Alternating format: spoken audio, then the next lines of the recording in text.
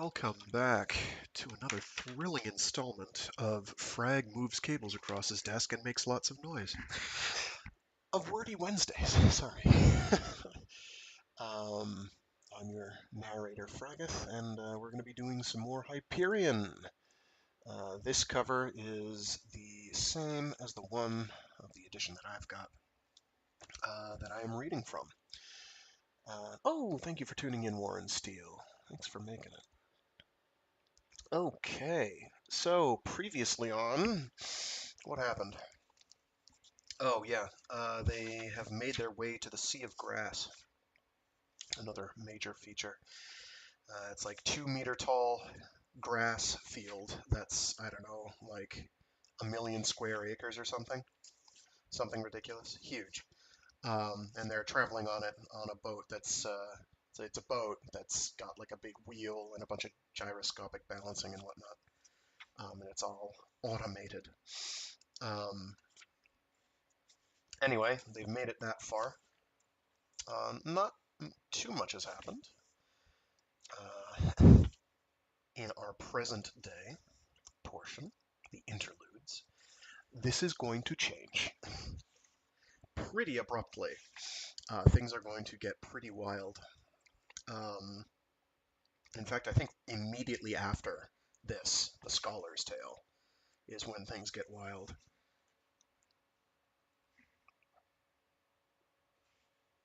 Or near as damn it, anyway. At any rate, we've heard from how many characters now? Let's see. We've heard Lenarhoit's tale. We've heard Fedman Kassad's tale. We've heard Martin Silenus's tale. That leaves a bunch of our cast left to go. But this is the hump, as it were. We're getting to the big one, and that is the Scholar's Tale. The River Lethe's taste is bitter. The River Lethe is a Greek mythology. I want to say it's got something to do with dreams, but I'm not sure why. Or just time in general, which would be appropriate. River Lethe.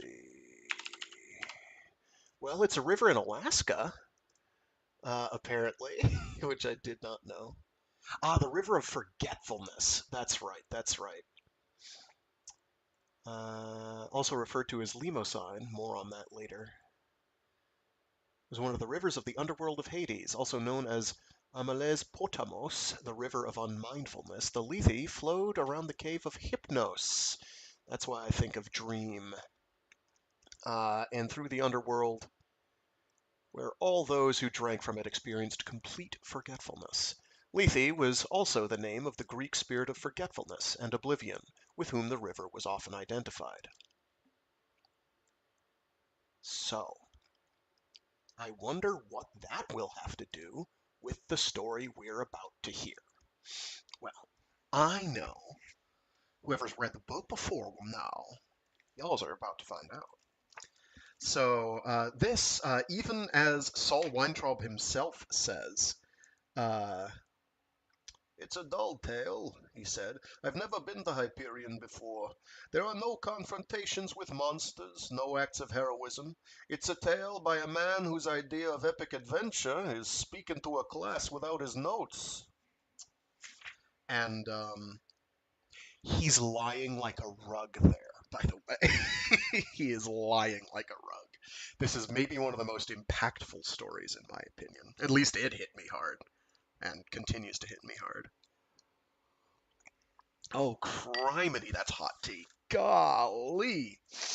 Ouch. Ugh. It's delicious, but man. Oy, I should have waited on that. So, I'm going to do my old Jewish scholar voice, which I can't do very well because I'm faking it. We're going to learn about the state of Judaism in the 20-somethingth century. 25th century? I think this is the 2500s or equivalent. Near as damn it. Where are you? Where are you? They actually do give you a date. Right at the beginning, I think. Give me a sec. No. I think it's in chapter 1, I want to say. Or chapter 2. It's early. Many pages. I'm going to give this like another 30 seconds, and if I can't find it in that time, I'm going to move on. I want to say it's 2,500 something, which seems a little tight time frame wise. I'd prefer it be out like another 500 years. That'd make a little more sense. It's maybe my only gripe at all with the C.J. Sherry novels set like Cytine, like Hellburner, like Heavy Time, is I feel like they should be set a little further out time frame wise. But there is a point due to time dilation where it sort of doesn't matter, and it gets confusing anyway. I could probably check on the dedicated Hyperion wiki, but life's too short. Oh, here we go. Don't they? Yeah, here we go. Okay, it's actually so it's actually closer to 2,800.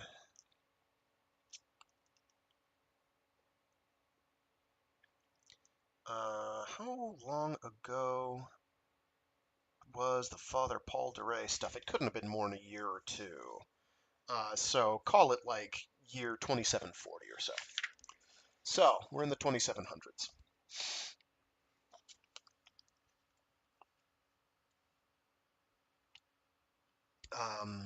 The Scholar's Tale is going to take place a little bit before that.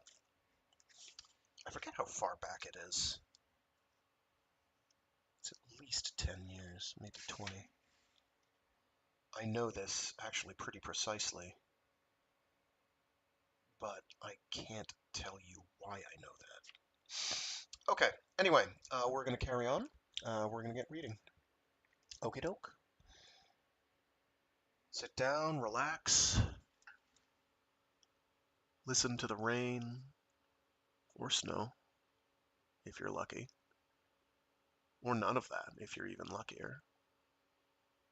And, yeah. Enjoy some narration. Okie dokie.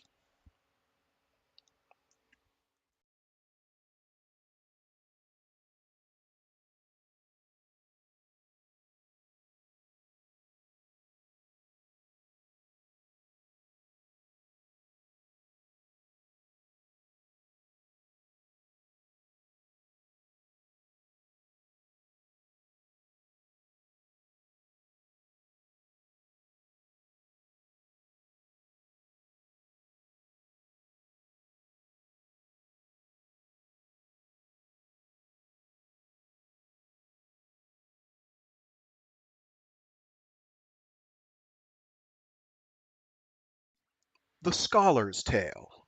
The River Lethe's taste is bitter. Sol Weintraub and his wife Sarai had enjoyed their life even before the birth of their daughter, Rachel. Sorry, there's a semicolon there that I couldn't see.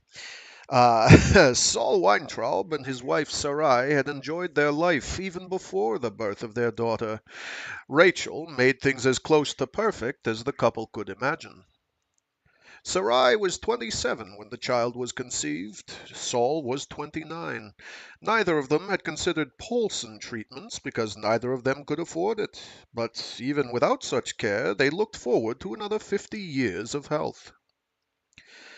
Both had lived their entire lives on Barnard's World, one of the oldest but least exciting members of the hegemony.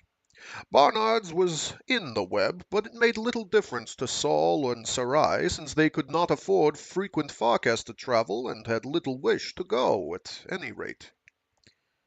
Sol had recently celebrated his 10th year with the Nightenhelser College.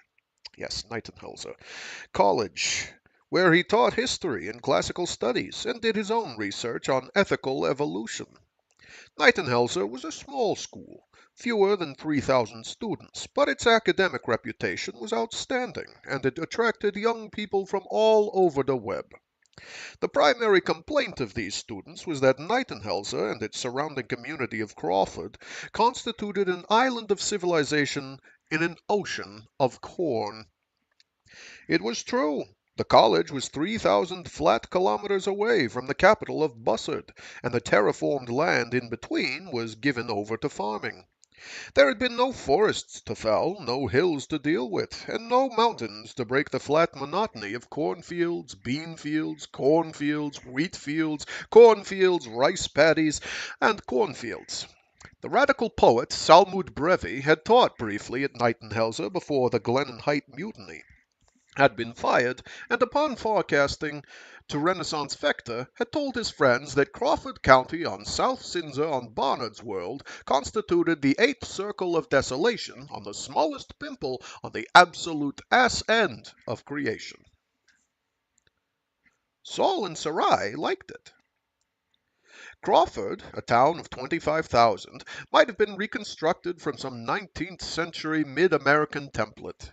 The streets were wide and overarched with elms and oaks. Barnard's had been the second extrasolar Earth colony, centuries before the Hawking Drive and Hegira, and the seed ships then had been huge. Homes in Crawford reflected styles ranging from early Victorian to Canadian Revival, but they all seemed to be white and set far back on well-trimmed lawns. The college itself was Georgian, an assemblage of red brick and white pillars surrounding the oval common. Sol's office was on the third floor of Placker Hall, the oldest building on campus, and in the winter he could look out on bare branches which carved the common into complex geometries. Sol loved the chalk dust and old wood smell of the place, a smell which had not changed since he was a freshman there, and each day climbing to his office he treasured the deeply worn grooves in the steps, a legacy of 20 generations of Knightenhelser students. Sarai had been born on a farm halfway between Bussard and Crawford, and had received her Ph.D. in music theory a year before Sol earned his doctorate. She had been a happy and energetic young woman, making up in personality what she lacked in accepted norms of physical beauty, and she carried this attractiveness of person into later life. Sarai had studied off-world for 2 years at the University of New Lyons on Deneb Dry, but she was homesick there. The sunsets were abrupt, the much-vaunted mountains slicing off the sunlight like a ragged scythe, and she longed for the hours-long sunsets of home, where Barnard's star hung on the horizon like a great, tethered red balloon, while the sky congealed to evening. She missed the perfect flatness where, peering from her third-floor room under the steep gables, a little girl could look 50 kilometers across tasseled fields to watch a storm approach like a bruised black curtain lit within by lightning bolts. And Sarai missed her family. She and Sol met a week after she transferred to Knightenhelser. It was another 3 years before he proposed marriage, and she accepted. At first she saw nothing in the short graduate student. She was still wearing web fashions then, involved in post-deconstructionist music theories, reading Obit and Nihil and the most avant-garde magazines from Renaissance Vector and TC2, feigning sophisticated weariness. Actually, it's TC squared, not TC2, because it's Tau Ceti Center, so it's TC with a superscript 2. This is not the first time it's come up. I'm going to continue to call it TC2. It's easier that way. It's either that or I can say Tau Ceti Center every time, and I'm liable to forget. Feigning sophisticated weariness with life and the rebel's vocabulary. And none of this gelled with the undersized but earnest history major who spilled fruit cocktail on her at Dean Moore's honors party. Any exotic qualities which might have come from Sol Weintraub's Jewish legacy were instantly negated by his BW accent. I don't know what that is. BW? Okay, give me a minute. Means I've been reading Sol Weintraub wrong literally the entire book, and in my head wrong, which is good.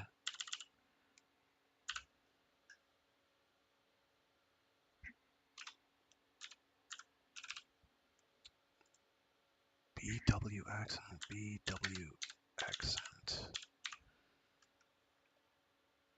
Well, that's not it. Unless it's Boston.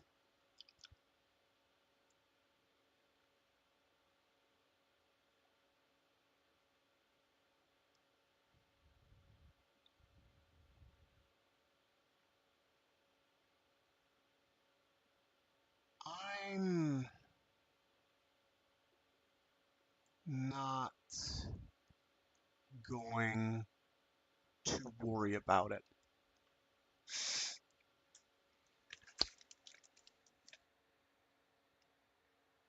Because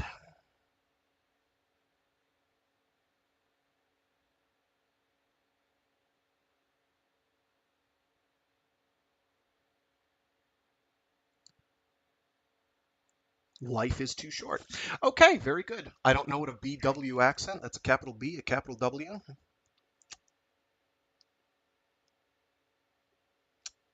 Okay, digression over. Summary judgment. I don't care. Very good. That was nice and easy. I like it when it's easy. Sorry, now I gotta find where I left off.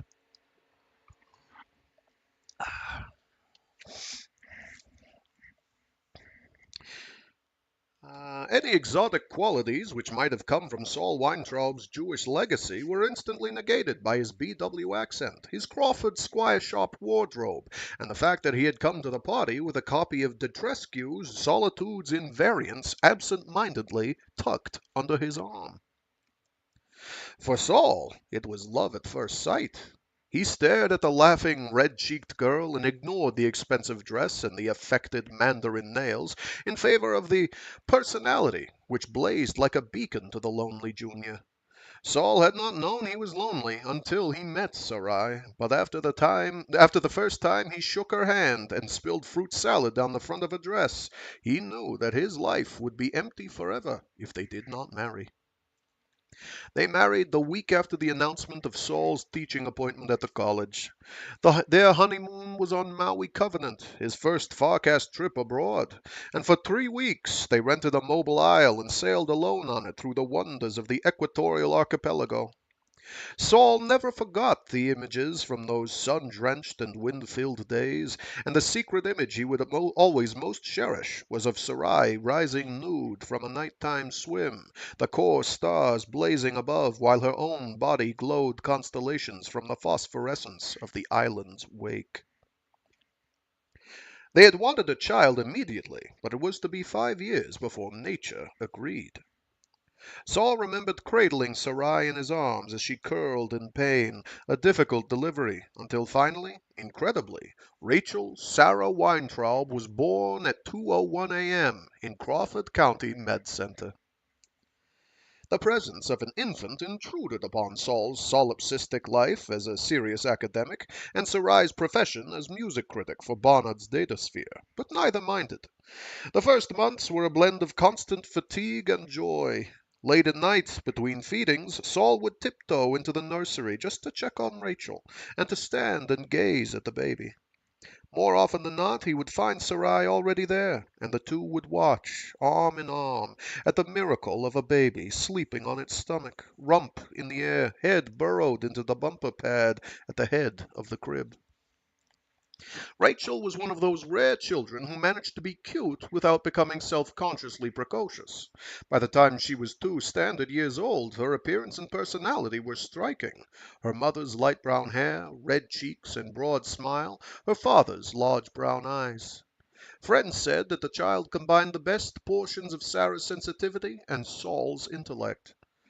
Another friend, a child psychologist from the college, once commented that Rachel at age 5 showed the most reliable indicators of true giftedness in a young person: structured curiosity, empathy for others, compassion, and a fierce sense of fair play. One day in his office, studying ancient files from old Earth, Sol was reading about the effect of Beatrice on the worldview of Dante Alighieri when he was struck by a passage written by a critic from the 20th or 21st century. She, Beatrice, alone was still real for him, still implied meaning in the world, and beauty. Her nature became his landmark, what Melville would call, with more sobriety than we can now muster, his Greenwich Standard. Sol paused to access the definition of Greenwich Standard, and then he read on. The critic had added a personal note. Most of us, I hope, have had some child or spouse or friend like Beatrice, someone who, by his very nature, his seemingly innate goodness and intelligence, makes us uncomfortably conscious of our lies when we lie. Sol had shut off the display and gazed out at the black geometries of branches above the common.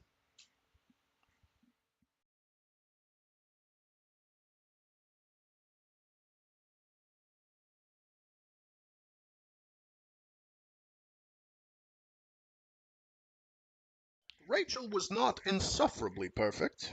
When she was 5 standard, she carefully cut the hair of her 5 favorite dolls, and then cut her own hair shortest of all. When she was 7, she decided that the migrant workers staying in their run-down houses on the south end of town lacked a nutritious diet, so she emptied the house's pantries, cold boxes, freezers, and synthesizer banks, talked 3 friends into accompanying her, and distributed several hundred marks worth of the family's monthly food budget. When she was 10, Rachel responded to a dare from Stubby Berkowitz and tried to climb to the top of Crawford's oldest elm. She was 40 meters up, less than 5 meters from the top, when a branch broke and she fell 2/3 of the way to the ground. Sol was paged on his comm log while discussing the moral implications of Earth's first nuclear disarmament era, and he left the class without a word and ran the 12 blocks to the med center. Rachel had broken her left leg, 2 ribs, punctured a lung, and fractured her jaw. She was floating in a bath of recovery nutrient when Sol burst in, but she managed to look over her mother's shoulder, smile slightly, and say through the wire cast on her jaw, Dad, I was 15 feet from the top. Maybe closer. I'll make it next time.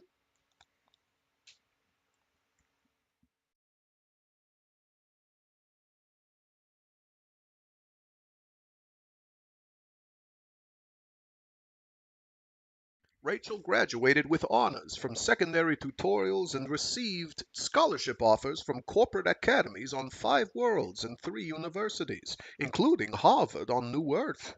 She chose Nightenhelser. It was little surprise to Sol that his daughter chose archaeology as a major. One of his fondest memories of her was the long afternoons she had spent under the front porch when she was about 2, digging in the loam, ignoring spiders and googlepeds, rushing into the house to show off every plastic plate and tarnished pfennig that she had excavated, demanding to know where it had come from, what were the people like, and who had left it there. Rachel received her undergraduate degree when she was 19 standard, worked that summer on her grandmother's farm, and forecast away the next fall. She was at Rijks University on Freeholm for 28 local months, and when she returned, it was as if color had flowed back into Sol and Sarai's world. For 2 weeks their daughter, an adult now, self-aware and secure in some ways that grown-ups twice her age often failed to be, rested and reveled in being home. One evening, walking across the campus just after sunset, she pressed her father on details of his heritage. Dad, do you still consider yourself a Jew? Sol had run his hand over his thinning hair, surprised by the question. A Jew? Yes, I suppose so. It doesn't mean what it once did, though. Am I a Jew? Asked Rachel. Her cheeks glowed in the fragile light. If you want to be, said Sol. It doesn't have the same significance with old Earth gone. If I'd been a boy, would you have had me circumcised? Sol had laughed, delighted and embarrassed by the question. I'm serious, said Rachel. Sol adjusted his glasses. I guess I would have, kiddo. I've never thought about it. Have you ever been to the synagogue in Bussard? Not since my bar mitzvah, said Saul, thinking back to the day 50 years earlier when his father had borrowed Uncle Richard's Vican and flown the family to the capital for the ritual.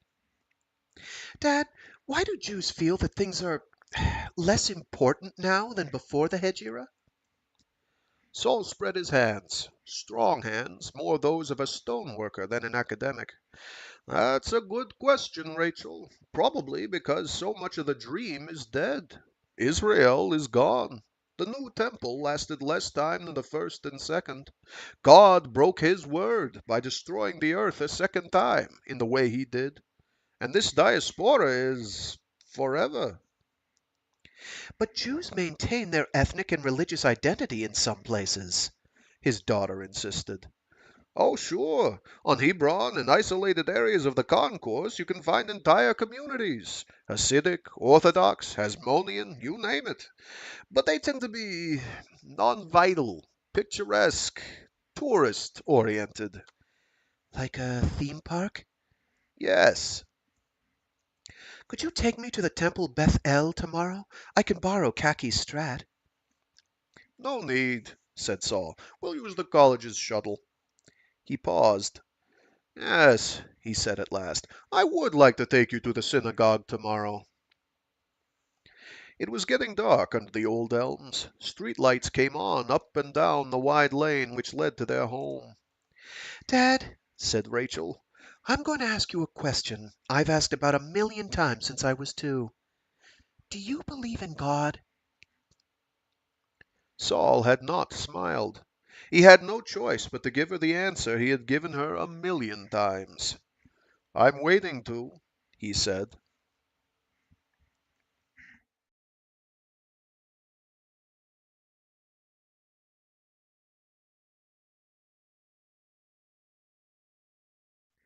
Rachel's postgraduate work dealt with alien and pre-Hegira artifacts. For 3 standard years, Saul and Sarai would receive occasional visits, followed by fatline flimsies from exotic worlds near but not within the web. They all knew that her fieldwork, in quest of dissertation, would soon take her beyond the web, into the outback, there we go, where time debt ate away at the lives and memories of those left behind. Where the hell is Hyperion? Sarai had asked during Rachel's last vacation before the expedition left. It sounds like a brand name for some new household product. It's a great place, Mom. There are more non-human artifacts there than any place except Armagast. Then why not go to Armagast? Said Sarai. It's only a few months from the web. Why settle for second best? Hyperion hasn't become the big tourist attraction yet, said Rachel. Although they're beginning to become a problem, people with money are more willing to travel outside the web now. Saul had found his voice suddenly husky. Will you be going to the labyrinth,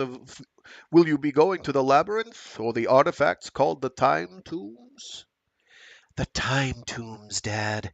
I'll be working with Dr. Melio Arundez, and he knows more about the tombs than anyone alive. Aren't they dangerous? Asked Saul, framing the question as casually as he could, but hearing the edge in his voice. Rachel smiled. Because of the Shrike legend? No, nobody's been bothered by that particular legend for 2 standard centuries. But I've seen documents about the trouble there during the second colonization, began Saul. Me too, Dad. But they didn't know about the big rock eels that came down into the desert to hunt. They probably lost a few people to those things and panicked. You know how legends begin. Besides, the rock eels have been hunted to extinction. Spacecraft don't land there, persisted Saul. You have to sail to the tombs, or hike, or some damn thing. Rachel laughed. In the early days, people flying in underestimated the effects of the anti-entropic fields, and there were some accidents. But there's dirigible service now. They have a big hotel called Keep Kronos at the north edge of the mountains, where hundreds of tourists a year stay. Will you be staying there? Asked Sarai. Part of the time, it'll be exciting, Mom. Not too exciting, I hope, said Sarai, and all of them had smiled.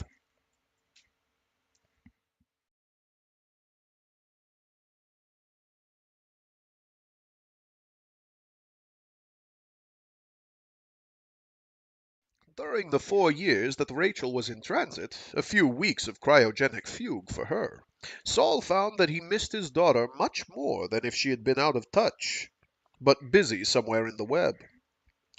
The thought that she was flying away from him faster than the speed of light, wrapped in the artificial quantum cocoon of the Hawking effect, seemed unnatural and ominous to him. They kept busy. Sarai retired from the critic business to devote more time to local environmental issues, but for Sol it was one of the most hectic times of his life. His second and third books came out, and the second one, Moral Turning Points, caused such a stir that he was in constant demand at off-world conferences and symposia. He traveled to a few alone, to a few more with Sarai, but although both of them enjoyed the idea of traveling, the actual experience of facing strange foods, different gravities, and the light from strange suns all paled after a while, and Sol found himself spending more time at home, researching his next book, attending conferences, if he had to, via interactive holo from the college. It was almost 5 years after Rachel left on her expedition that Sol had a dream which would change his life.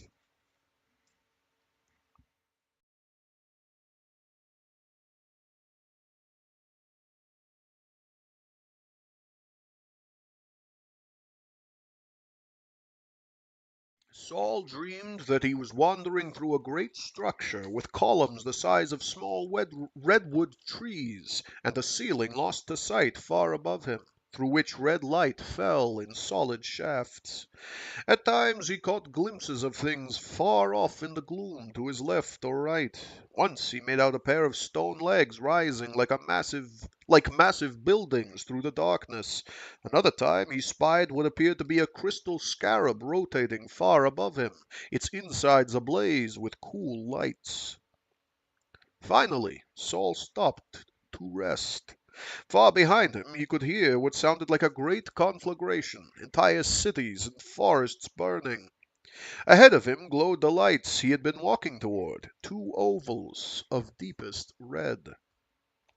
He was mopping sweat from his brow when an immense voice said to him, "Sol, take your daughter, your only daughter Rachel, whom you love, and go to a world called Hyperion, and offer her there as a burnt offering at one of the places of which I shall tell you."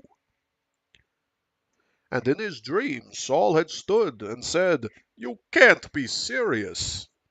And he had walked on through darkness, the red orbs glowing now like bloody moons hanging above an indistinct plain, and when he stopped to rest, the immense voice said, "Sol, take your daughter, your only daughter Rachel, whom you love, and go to the world called Hyperion, and offer her there as a burnt offering at one of the places of which I shall tell you." And Sol had shrugged off the weight of the voice, and had said distinctly into the darkness, "I heard you the first time. The answer is still no." Sol knew he was dreaming then, and part of his mind enjoyed the irony of the script, but another part wanted only to waken. Instead, he found himself on a low balcony looking down on a room where Rachel lay naked on a broad block of stone. The scene was illuminated by the glow of the twin red orbs. Sol looked down at his right hand and found a long, curved knife there. The blade and handle appeared to be made of bone. The voice, sounding more than ever to Sol like some cut-rate holy director's shallow idea of what God's voice should sound like, came again. Sol, you must listen well. The future of humankind, depends upon your obedience in this matter. You must take your daughter Rachel, whom you love, and go to the world called Hyperion, and offer her there as a burnt offering at one of the places of which I shall tell you.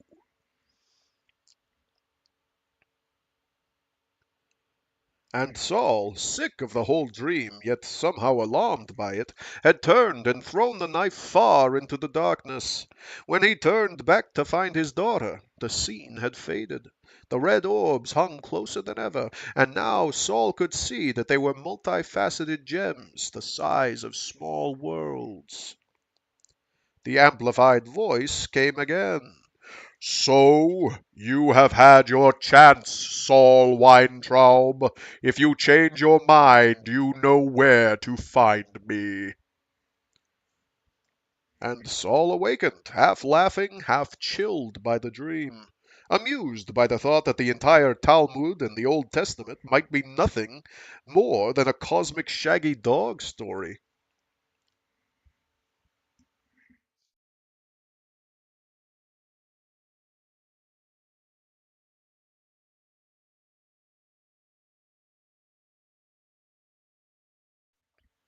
About the time Saul was having his dream, Rachel was on Hyperion, finishing her first year of research there. The team of 9 archaeologists and 6 physicists had found Keep Kronos fascinating, but far too crowded with tourists and would-be Shrike pilgrims. So, after the first month spent commuting from the hotel, they had set up a permanent camp between the ruined city and the small canyon holding the Time Tombs. While half the team excavated the more recent site of the unfinished city, 2 of Rachel's colleagues helped her catalog every aspect of the tombs. The physicists were fascinated with the anti-entropic fields and spent much of their time setting small flags of different colors to mark the limits of the so-called time tides. Rachel's team concentrated their work in a structure called the Sphinx. Although the creature represented in stone was neither human nor lion, it may not have been a creature at all, although the smooth lines atop the stone monolith suggested curves of a living thing, and the sweeping appendages made everyone think of wings. Unlike the other tombs, which lay open and were easily inspected, the Sphinx was a mass of heavy blocks honeycombed with narrow corridors, some of which tightened to impossibility, some of which widened to auditorium-sized proportions, but none of which led anywhere but back on themselves. There were no crypts, treasure rooms, plundered sarcophagi, wall murals, or secret passages, merely a maze of senseless corridors through sweating stone. Rachel and her lover, Emilio Arundez, began mapping the Sphinx, using a method which had been in use for at least 700 years, having been pioneered in the Egyptian pyramids sometime in the 20th century. Arranging sensitive radiation and cosmic ray detectors at the lowest point in the Sphinx, they recorded arrival times and deflection patterns of the particles passing through the mass of stone above them, watching for hidden rooms or passages which would not show up even on deep imaging radar. Because of the busy tourist season and the concern of the Hyperion Home Rule Council that the tombs might be damaged by such research, Rachel and Melio went out to their site every night at midnight, making the half-hour walk and crawl through the corridor maze which they had rigged with blue glow globes. There, sitting under hundreds of thousands of tons of stone, they would watch their instruments until morning, listening to their earphones ping with the sound of particles born in the belly of dying stars. The time tides had not been a problem with the Sphinx. Of all the tombs, it seemed the least protected by the anti-entropic fields, and the physicists had carefully mapped the times when the tide surges might pose a threat. High tide was at 1,000 hours, receding only 20 minutes later back toward the Jade Tomb, half a kilometer to the south. Tourists were not allowed near the Sphinx until after 1,200 hours, and to leave a margin of safety, the site made sure they were out by 0900. The physics team had planted chronotropic sensors at various points along the paths and walkways between the tombs, both to alert the monitors to vary both to alert the both to alert the monitors the variations of the tides and to warn the visitors. With only 3 weeks to go of her year of research on Hyperion, Rachel awoke one night, left her sleeping lover, and took a ground effect jeep from the camp to the tombs. She and Melio had decided that it was foolish for both of them to monitor the equipment every night. Now they alternated, one working at the site while the other collated data and prepared for the final project, a radar mapping of the dunes between the Jade Tomb and the obelisk.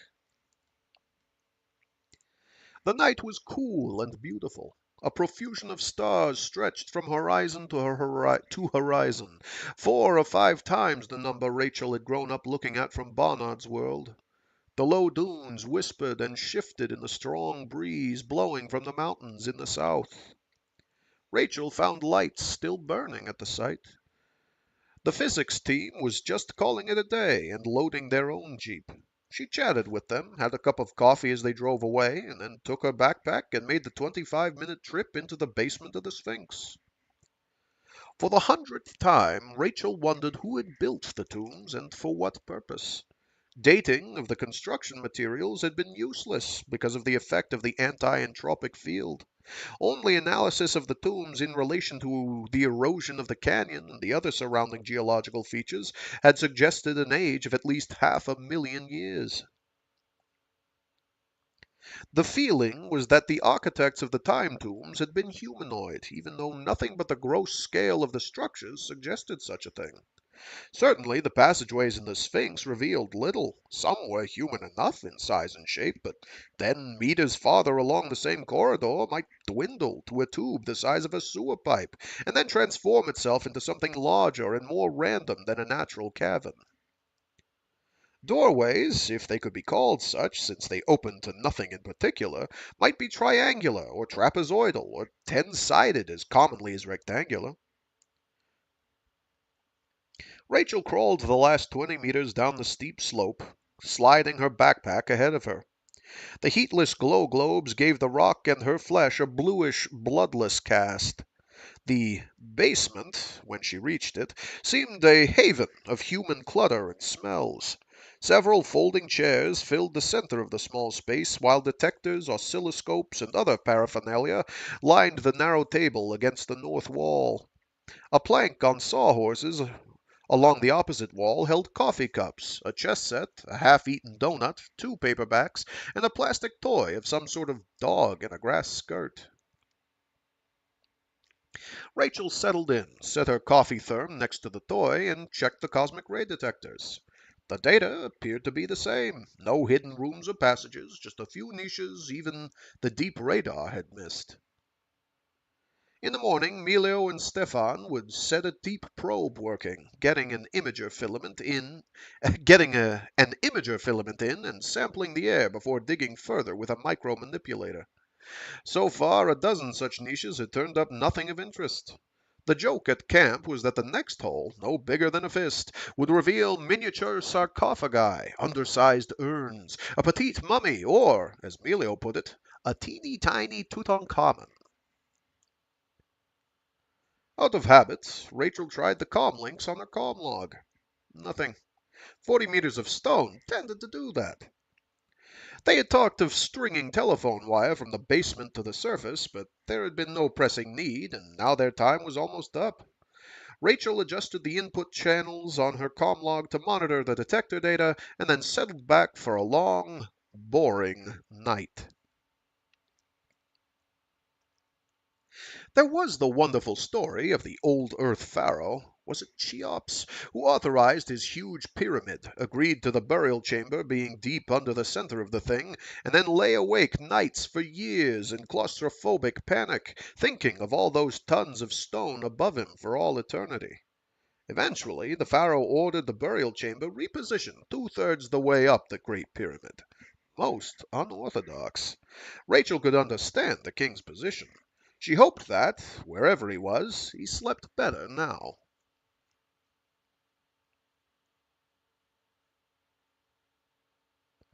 Rachel was almost dozing herself when, at 2:15, her comlog chirped, the detectors screamed, and she jumped to her feet.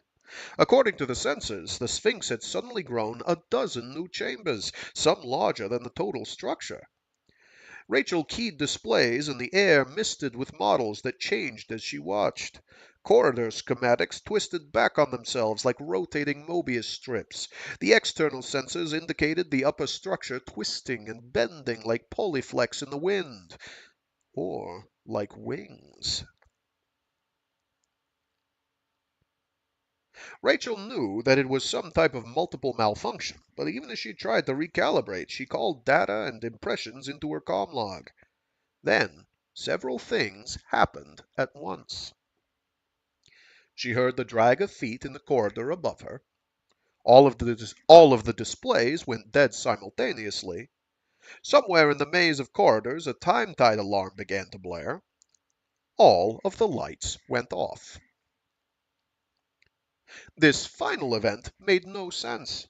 The instrument packages held their own power supplies and would have stayed lighted through a nuclear attack. The lamp they used in the basement had a new 10-year power cell. The glow globes in the corridors were bioluminescent and needed no power. Nonetheless, the lights were out. Rachel pulled a flashlight laser out of the knee pocket of her jumpsuit and triggered it. Nothing happened. For the first time in her life, terror closed on Rachel Weintraub like a hand on her heart. She could not breathe. For 10 seconds she willed herself to be absolutely still, not even listening, merely waiting for the panic to recede. When it had subsided enough for her to breathe without gasping, she felt her way to the instruments and keyed them. They did not respond. She lifted her comlog and thumbed the disk key. Nothing. Which was impossible, of course, given the solid-state invulnerability and power cell reliability of the thing. Still, nothing. Rachel could hear her pulse pounding now, but she again fought back the panic and began feeling her way toward the only exit. The thought of finding her way through the maze in absolute darkness made her want to scream, but she could think of no other alternatives. Wait. There had been old lights throughout the Sphinx maze, but the research team had strung the glow globes. Strung them. There was a purlin line connecting them all the way to the surface. Fine. Rachel groped her way toward the exit, feeling the cold stone under her fingers. Was it this cold before? There came the clear sound of something sharp scraping its way down the access shaft. "Emilio?" called Rachel into the blackness. "Tanya? Kurt?" The scraping sounded very close. Rachel backed away, knocking over an instrument and chair in the blackness. Something touched her hair, and she gasped, raised her hand. The ceiling was lower. The solid block of stone, 5 meters square, slid lower even as she raised her other hand to touch it. The opening to the corridor was halfway up the wall. Rachel staggered toward it, swinging her hands in front of her like a blind person. She tripped over a folding chair, found the instrument table, followed it to the far wall, felt the bottom of the corridor shaft disappearing as the ceiling came lower. She pulled back her fingers a second before they were sliced off. Rachel sat down in the darkness. An oscilloscope scraped against the ceiling until the table cracked and collapsed under it. Rachel moved her head in short, desperate arcs. There was a metallic rasp, almost a breathing sound, less than a meter from her. She began to back away, sliding across a floor suddenly filled with broken equipment. The breathing grew louder. Something sharp and infinitely cold grasped her wrist. Rachel screamed at last.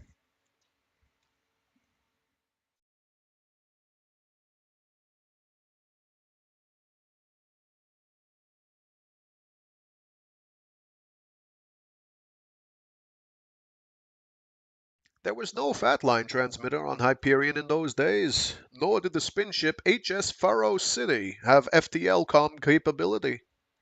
So the first that Sol and Sarai heard of their daughter's accident was when the hegemony consulate on Parvati fat-lined the college that Rachel had been injured, that she was stable but unconscious, and that she was being transferred from Parvati to the web world of Renaissance Vector via medical torch ship.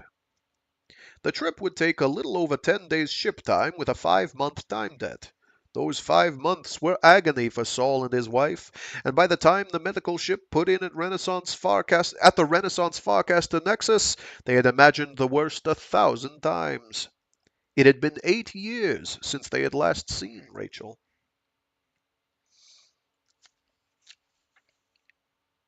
The Med Center in Da Vinci was a floating tower sustained by direct broadcast power.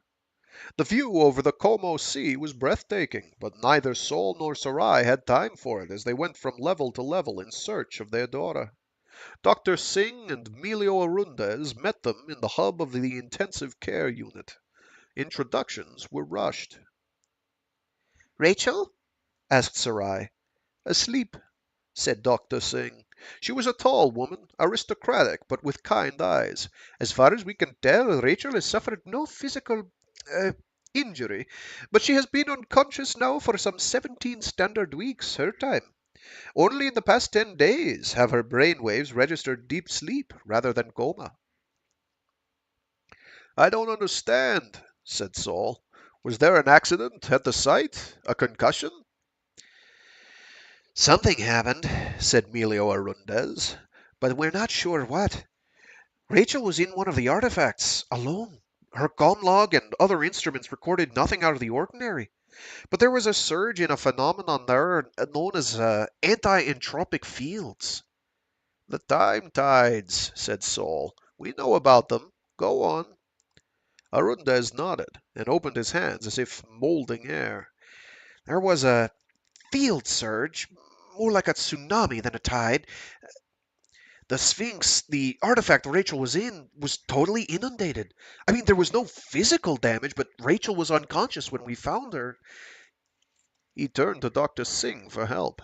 Your daughter was in a coma, said the doctor.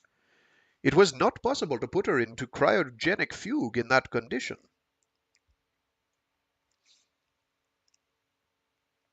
So she came through quantum leap without fugue? Demanded Saul. He had read about the psychological damage to travelers who had experienced the Hawking effect directly. No, no, soothed Singh. She was unconscious in a way which shielded her quite as well as fugue state. Is she hurt? Demanded Sarai. We don't know, said Singh. Our life signs have returned to near normal. Brainwave activity is nearing a conscious state. The problem is that her body appears to have absorbed, that is, the anti-entropic field appears to have contaminated her. Saul rubbed his forehead. Like radiation sickness? Dr. Singh hesitated. Not precisely. This case is quite unprecedented. Specialists in aging diseases are due in this afternoon from Tau Ceti Center, Lucis, and Metaxas. Saul met the woman's gaze. Doctor, are you saying that Rachel contracted some aging disease on Hyperion? He paused a second to search his memory. Something like Methuselah syndrome or early Alzheimer's disease? No, said Dr. Singh. In fact, your daughter's illness has no name. The medics here are calling it Merlin sickness. You see, your daughter is aging at a normal rate, but as far as we can tell, she is aging backward. Sarai pulled away from the group and stared at Singh as if the doctor were insane. I want to see my daughter, she said, quiet but very firmly. I want to see Rachel now.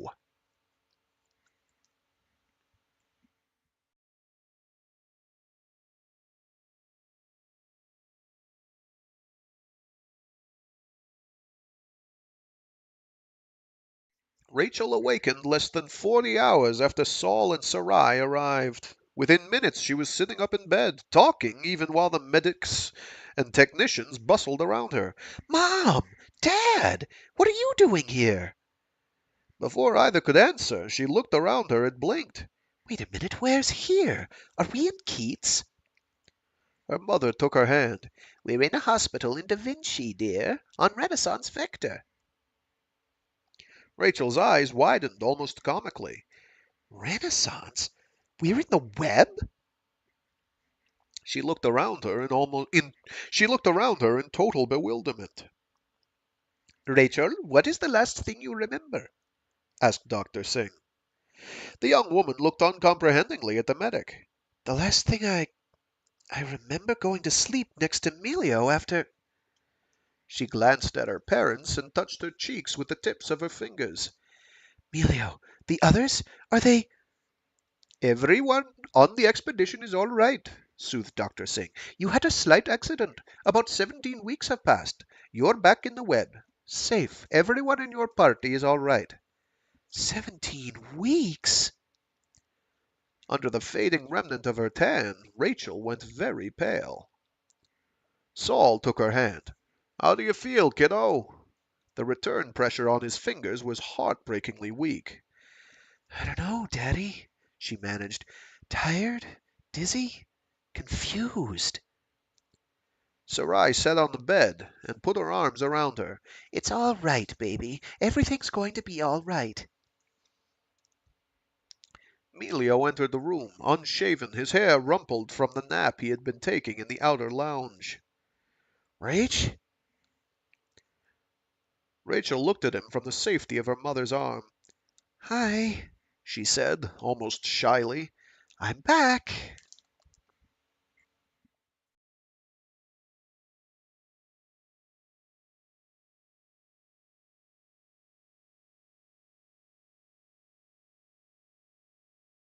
Sol's opinion had been and continued to be that medicine hadn't really changed much since the days of leeches and poultices. Nowadays, they whirred one in centrifuges. Oh my gosh. Nowadays, they whirred one in centrifuges, realigned the body's magnetic field, bombarded the victim with sonic waves, tapped into the cells to interrogate the RNA, and then admitted their ignorance without actually coming out and saying so. The only thing that had changed was that the bills were bigger.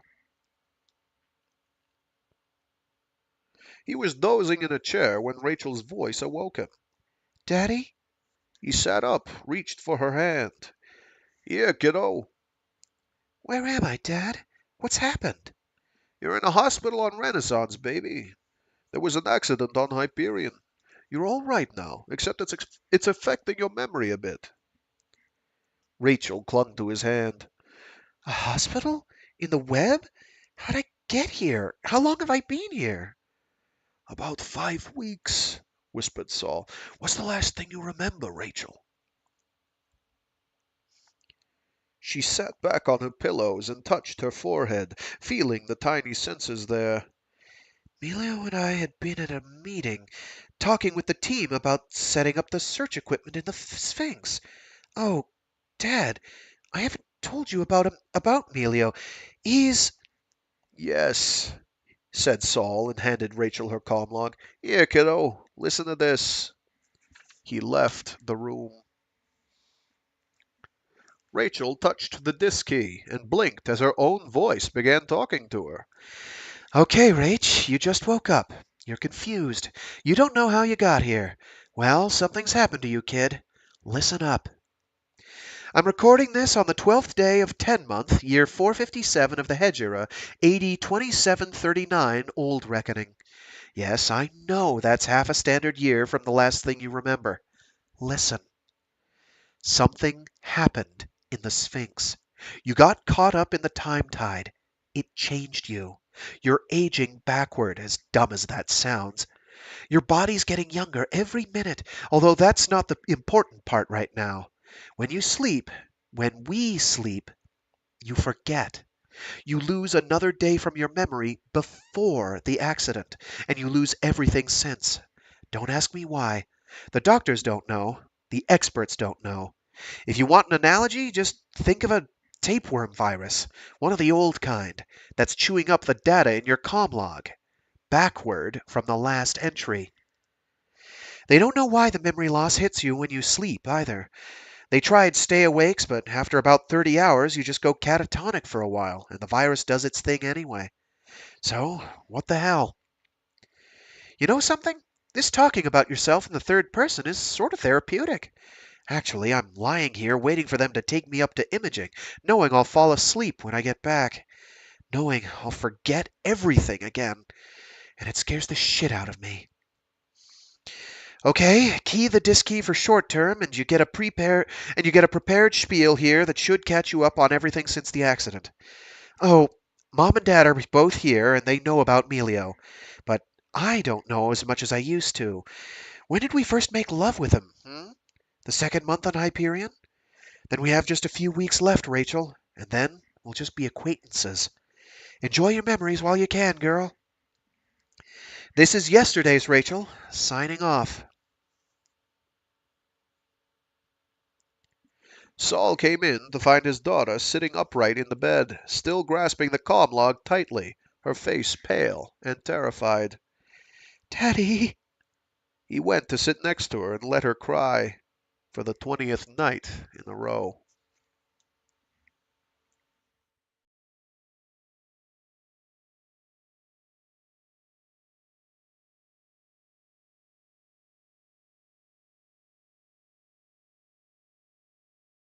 Eight standard weeks after she arrived on Renaissance, Sol and Sarai waved goodbye to Rachel and Melio at the Da Vinci Farcaster multiport, and then Farcast home to Barnard's World.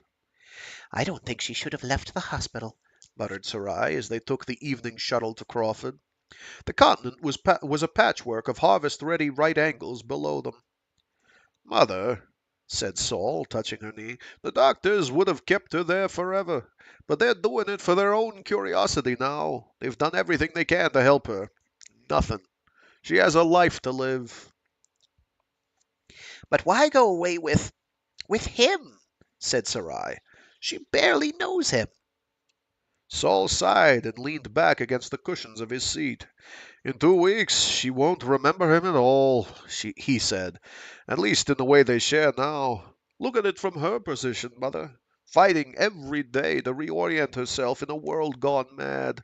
She's 25 years old and in love. Let her be happy.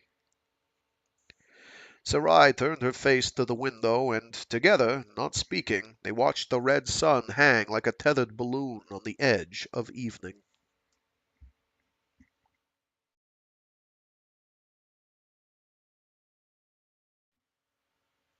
Sol was well into the second semester when Rachel called. It was a one-way message via Farcaster cable from Freeholm, and her image hung in the center of the old hollow pit like a familiar ghost. Hi, Mom. Hi, Dad. Sorry I haven't written or called the past few weeks. I guess you know that I've left the university. And Melio. It was dumb to try to take new graduate level stuff. I'd just forget Tuesday whatever was discussed Monday. Even with disks and comm logs, prompts, it was a losing battle. I may enroll in the undergraduate program again. I remember all of it. Just kidding. It was just too hard with Melio, too. Or so my notes tell me. It wasn't his fault, I'm sure of that. He was gentle and patient and loving to the end. It's just that, well, you can't start from scratch on a relationship every day. Our apartment was filled with photos of us, notes I wrote to myself about us, holos of us on Hyperion. But, you know, in the morning he would be an absolute stranger. By afternoon I began to believe what we'd had, even if I began to believe what we'd had, even if I couldn't remember. By evening I'd be crying in his arms. Then, sooner or later, I'd go to sleep. It's better this way. Rachel's image paused, turned as if she was going to break contact, and then steadied. She smiled at them. So, anyway, I've left school for a while. The Freeholm Med Center wants me full-time, but they'd have to get in line. I got an offer from the Tau Ceti Research Institute that's hard to turn down. They offer I think they call it a research honorarium. That's bigger than what we paid for 4 years at Nightenhelser and all of Reichs combined. I turned them down. I'm still going in as an outpatient, but the RNA transplant series just leaves me with bruises and a depressed feeling. Of course, I could just be depressed because every morning I can't remember where the bruises came from. Ha ha. Anyway, I'll be staying with Tanya for a while, and then I thought maybe I'd come home for a while. Second month's my birthday. I'll be 22 again. Weird, huh? At any rate, it's a lot easier being around people I know, and I met Tanya just after I transferred here when I was 22. I think you understand. So, my old room still there? Is my old room still there, Mom, or have you turned it into a mahjong parlor like you've always threatened? So, write or give me a call. Next time I'll shell out the money for a two-way so we can really talk. I guess I thought. Rachel waved. Gotta go. See you later, alligators. I love you both.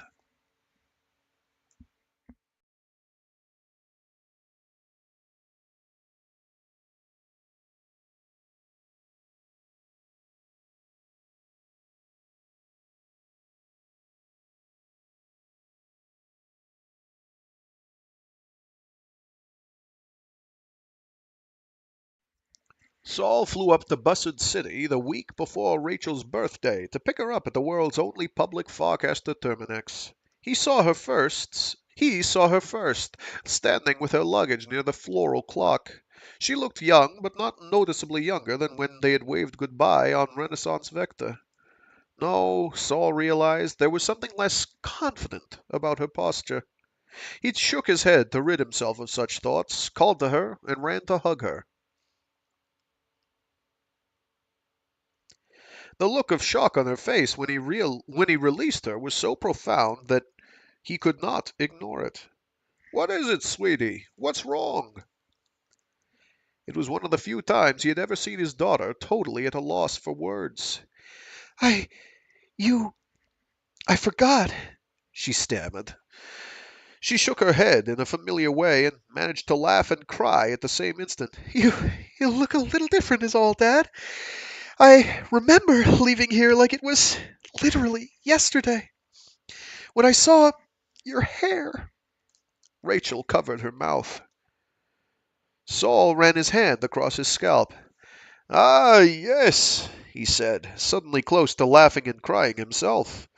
"With your school and travels it's been more than 11 years. I'm old and bald." He opened his arms again. "Welcome back, little one."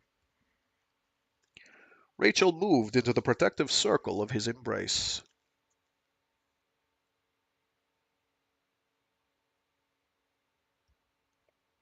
For several months, things went well. Rachel felt more secure with familiar things around, and for Sarai, the heartbreak of their daughter's illness was temporarily offset by the pleasure of having her home again. Rachel rose early every morning and viewed her private orientation show, which, Saul knew, contained images of him and Sarai a dozen years older than she remembered. He tried to imagine what it was like for Rachel. She awoke in her own bed, memory fresh, 22 years old, home on vacation before going off-world to graduate school, only to find her parents suddenly aged. 100 small changes in the house and town, the news different, years of history having passed her by. Saul could not imagine it.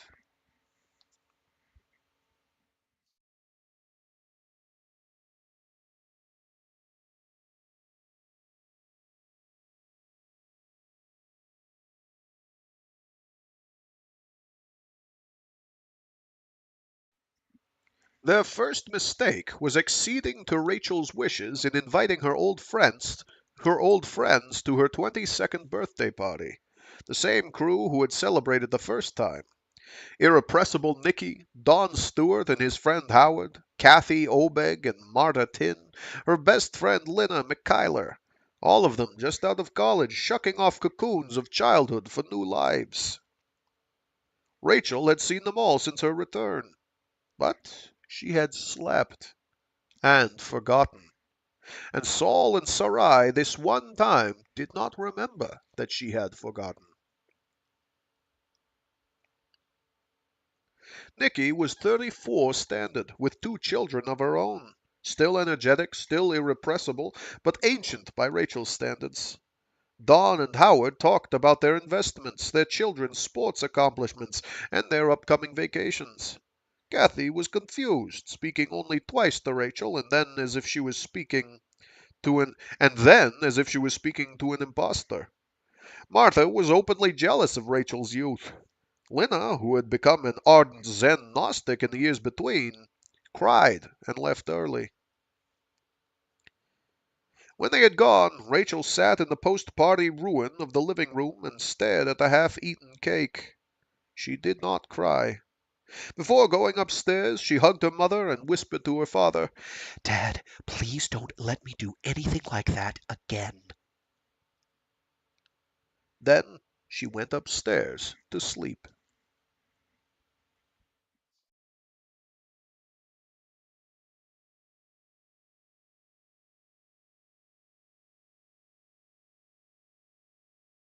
It was that spring when Saul again had the dream. He was lost in a great dark place, lighted only by two red orbs. It was not absurd when the flat voice said, Saul, take your daughter, your only daughter Rachel, whom you love, and go to the world called Hyperion, and offer her there as a burnt offering at one of the places of which I shall tell you. And Saul screamed into the darkness, You already have her, you son of a bitch! What do I have to do to get her back? Tell me, God damn you! And Sol Weintraub woke, sweating, with tears in his eyes and anger in his heart. In his heart. In the other room he could feel his daughter sleeping, while the great worm devoured her.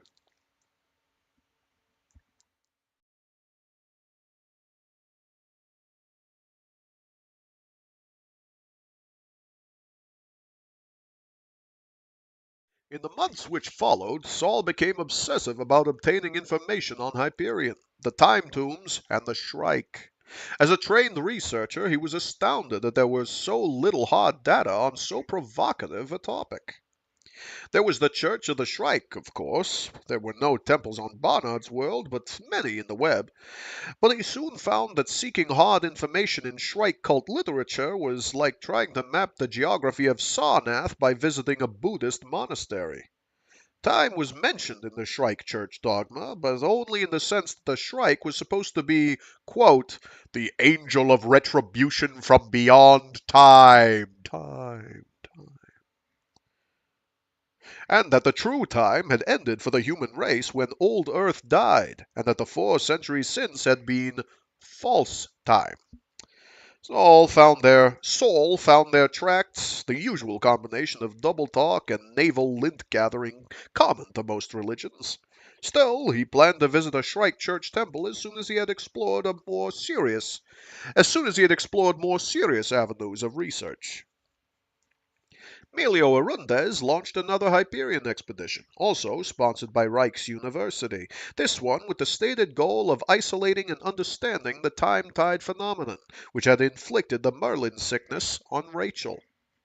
A major development was the Hegemony Protectorate's decision to send along on that expedition a Farcaster transmitter for installation at the Hegemony Consulate in Keats. Even so, it would be more than 3 years web time before the expedition arrived on Hyperion. Saul's first instinct was to go with Arundes and his team. Certainly, any holodrama would have the primary characters returning to the scene of the action. But Saul overrode the instinctive urge within minutes. He was a historian and philosopher. Any contribution he might make to the expedition's success would be minute at best. Rachel still retained the interest and skills of a well-trained undergraduate archaeologist-to-be, but those skills dwindled a bit each day, and Saul could see no benefit to her returning to the site of the accident. Each day would be a shock to her, awakening on a strange world, on a mission which would require skills unknown to her. Sarai would not allow such a thing. Saul set aside the book he was working on, an analysis of Kierkegaard's theory of ethics as compromise. Uh, Kierkegaard's Gerd. It's a double A. Kierkegaard. Kierkegaard. Kierkegaard's theories of ethics as compromise mor oh geez, this is a baffling sentence. Theories of ethics as compromise morality as applied to the legal machinery of the hegemony. Say that 6 times fast. Holy Spinoli. Theories of ethics as compromise morality as applied to the legal machinery of the hegemony, and concentrated on collecting arcane data on time, on Hyperion, and on the story of Abraham. Months spent carrying on business as usual and collecting information did little to satisfy his need for action. Occasionally he vented his frustration on the medical and scientific specialists who came to examine Rachel like streams of pilgrims to a holy shrine. "How the hell can this be happening?" he screamed at one little specialist who had made the mistake of being both smug and condescending to the patient's father. The doctor had a head so hairless his face looked like lines painted on a billiard ball. "She's begun growing smaller," Sol shouted, literally buttonholing the retreating expert. "Not so one can see, but bone mass is decreasing. How can she even begin to become a child again?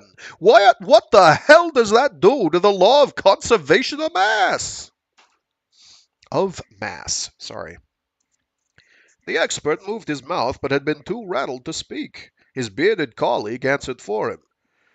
"Mr. Weintraub," he said, "sir, you have to understand that your daughter is currently inhabiting, think of it as a localized region of reversed entropy."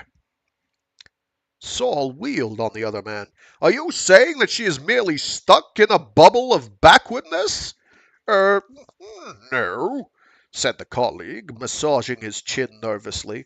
"Perhaps a better analogy is that, biologically at least, the life/metabolism mechanism has been reversed." "Nonsense!" snapped Sol. "She doesn't excrete for nutrition or regurgitate her food. And what about all the neurological activity? Reverse the electrochemical impulses and you get nonsense. Her brain works, gentlemen. It's her memory that is disappearing. Why, gentlemen? Why?" The specialist finally found his voice. We don't know why, M. Weintraub. Mathematically, your daughter's body resembles a time-reversed equation, or perhaps an object which has passed through a rapidly spinning black hole.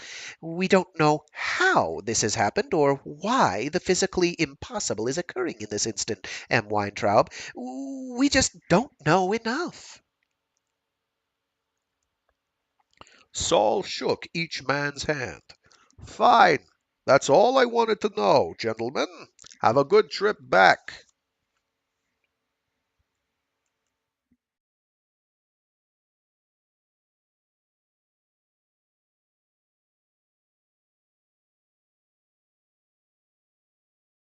On Rachel's 21st birthday, she came to Sol's door an hour after they had all turned in. Daddy? "What is it, kiddo?" Sol pulled on his robe and joined her in the doorway. "Can't sleep?" I haven't slept for 2 days, she whispered. Been taking stay awakes so I can get through all the briefing stuff I left in the want to know file. Sol nodded. Daddy, would you come downstairs and have a drink with me? I've got some things I want to talk about. Sol got his glasses from the nightstand and joined her downstairs.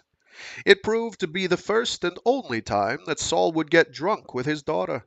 It was not a boisterous drunk. For a while they chatted, then began telling jokes and making puns until each was giggling too hard to continue. Rachel started to tell another story, sipped her drink just at the funniest part, and almost snorted whiskey out her nose. She was laughing so hard. Each of them thought it was the funniest thing that had ever happened. "I'll get another bottle," said Sol when the tears had ceased. "Dean Moore gave me some scotch last Christmas, I think."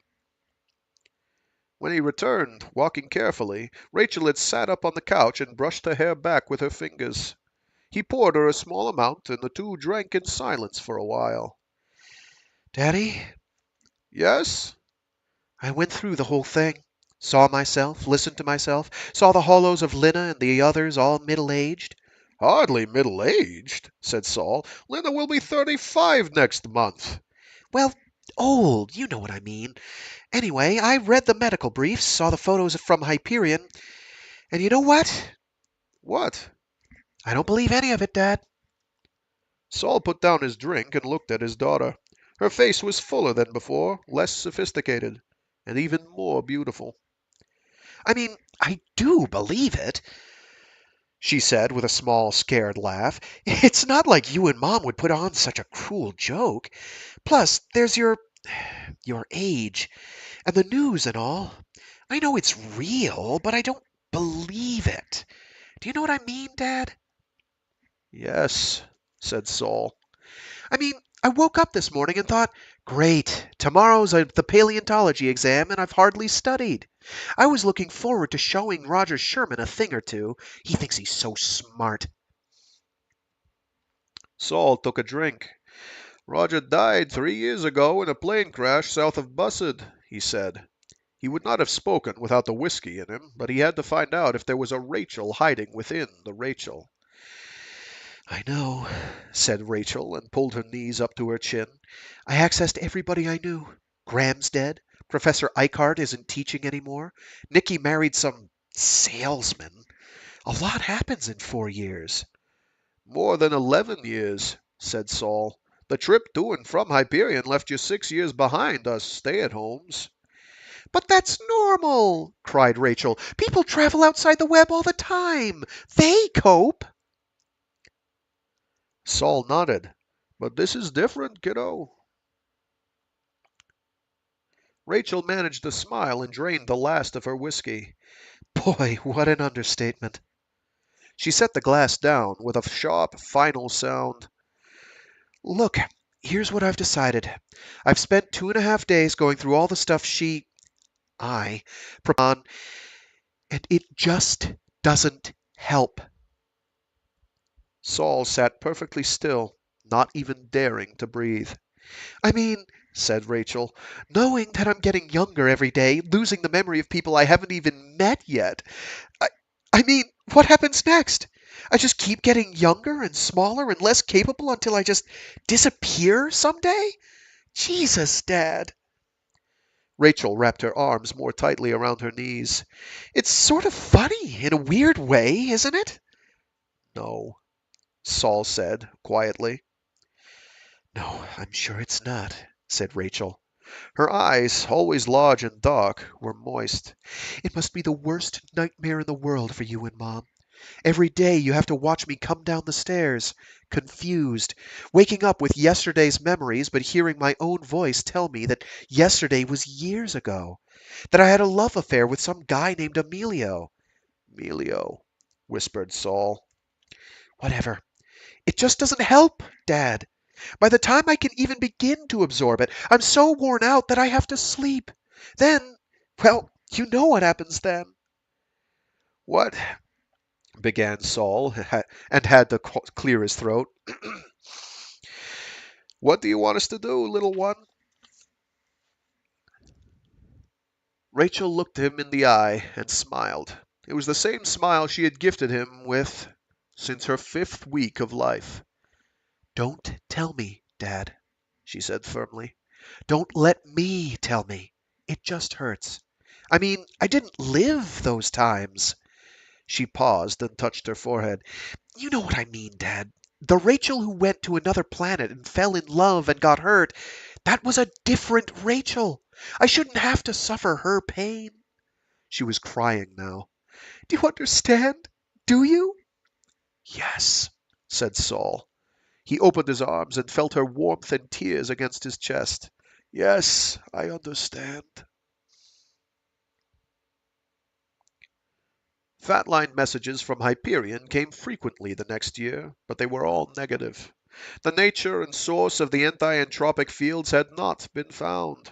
No unusual time-tide activity had been measured around the Sphinx. Experiments with laboratory animals in and around the tidal regions had resulted in sudden death for some animals, but the Merlin sickness had not been replicated. Emilio ended every message with, My love for Rachel. My love too, Rachel. Sorry.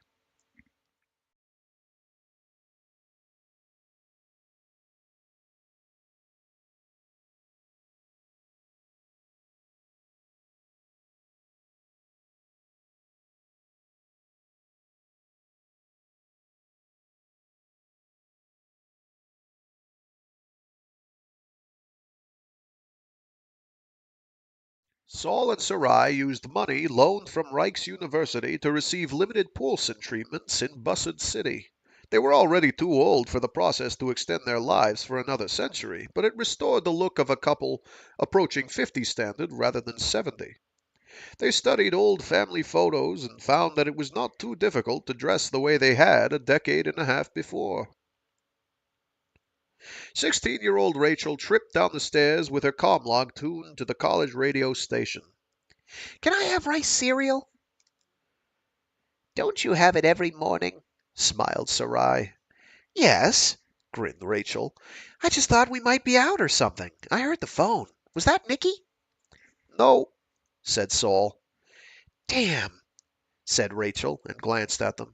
sorry, but she promised she'd call as soon as the standardized scores came in. 3 weeks since tutorials. You'd think I'd have heard something. Don't worry, said Sarai. She brought the coffee pot to the table, started to pour Rachel a cup, poured it for herself. Don't worry, honey. I promise you that your scores will be good enough to get you into any school you want. Mom, Sighed Rachel. you don't know. It's a dog-eat-dog world out there. She frowned. Have you seen my math ansible? My room was all messed around. I couldn't find anything. Sol cleared his throat. No classes today, kiddo. Rachel stared. No classes? On a Tuesday? 6 weeks from graduation? What's up? You've been sick, Sarai said firmly. You can stay home one day. Just today. Rachel's frown deepened. Sick? I don't feel sick. Just sort of weird.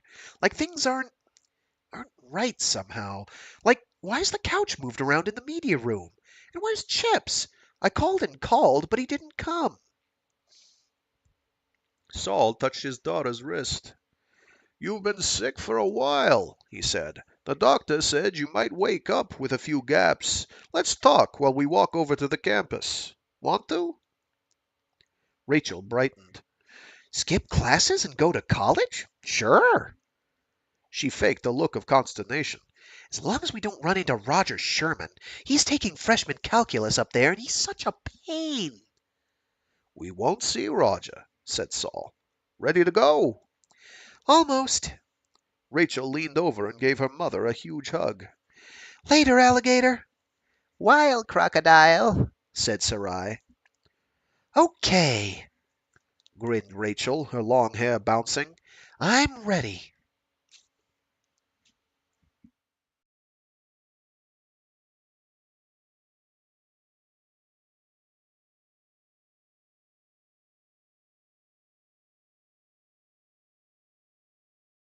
Give me 1 sec. I got a message I gotta respond to.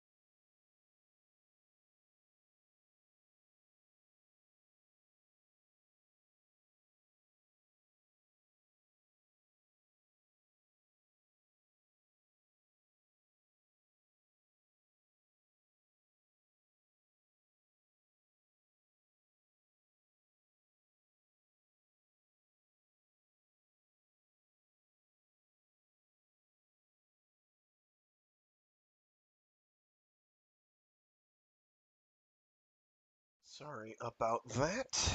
We are back. I think we're about halfway done. I know. This is a long one. The next tale is also a very long one, as is the one after that.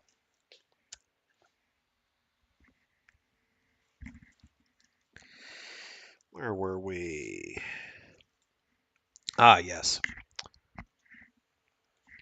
The constant trips to Busted City had required the purchase of an EMV, and on a cool day in autumn, Sol took the slowest route, far below the traffic lanes, enjoying the sight and smell of the harvested fields below. More than a few men and women working in the fields waved to him. Busted had grown impressively since Sol's childhood, but the synagogue was still there on the edge of one of the oldest neighborhoods in the city. The temple was old. Sol felt old.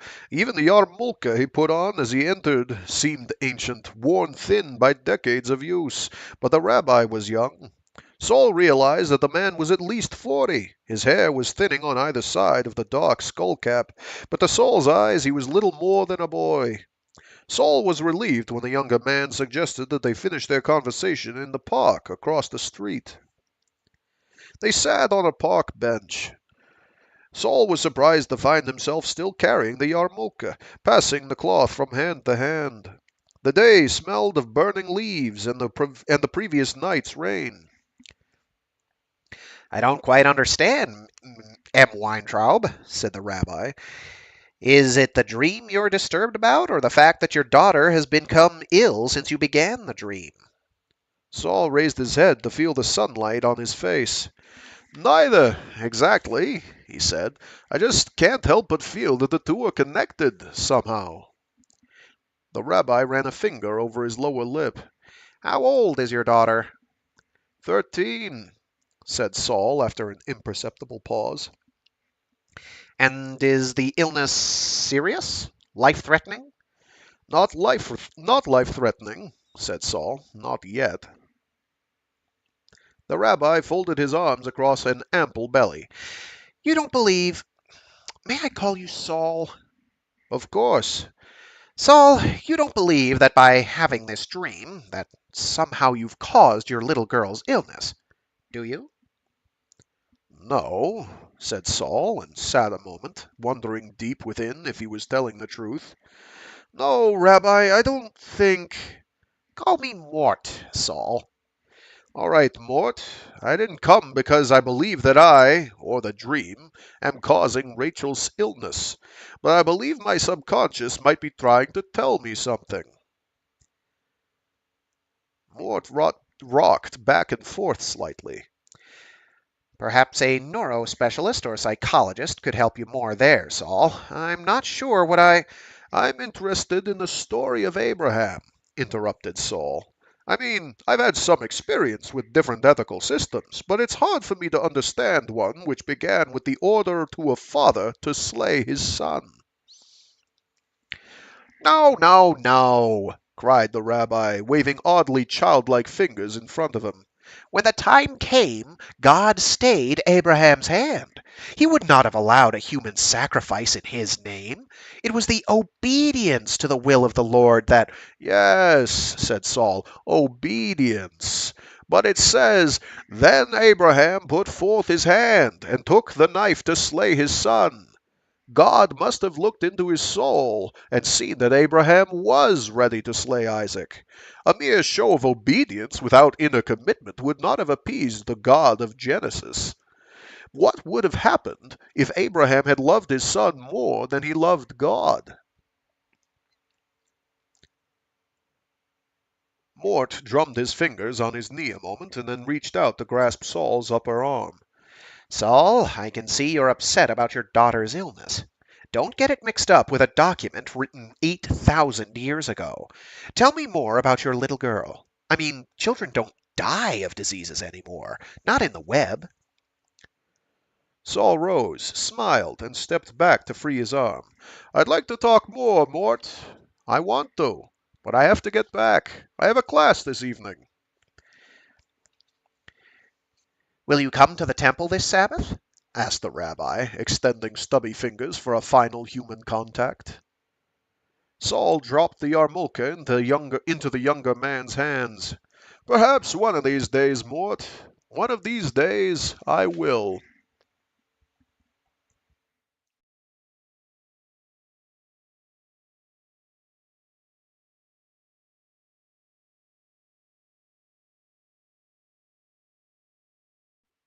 Later the same autumn, Sol looked out the window of his study to see the dark figure of a man standing under the bare elm in front of the house.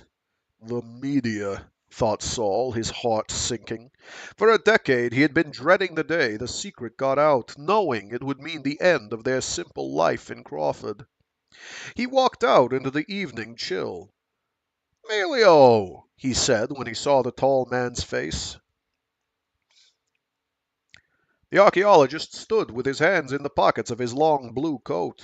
Despite the 10 standard years since their last contact, Arundez had aged but little. Sol guessed that he was still in his late 20s. But the younger man's heavily tanned face was lined with worry. "Sol," he said, and extended his hand almost shyly. Sol shook his hand warmly. "I didn't know you were back. Come into the house." "No."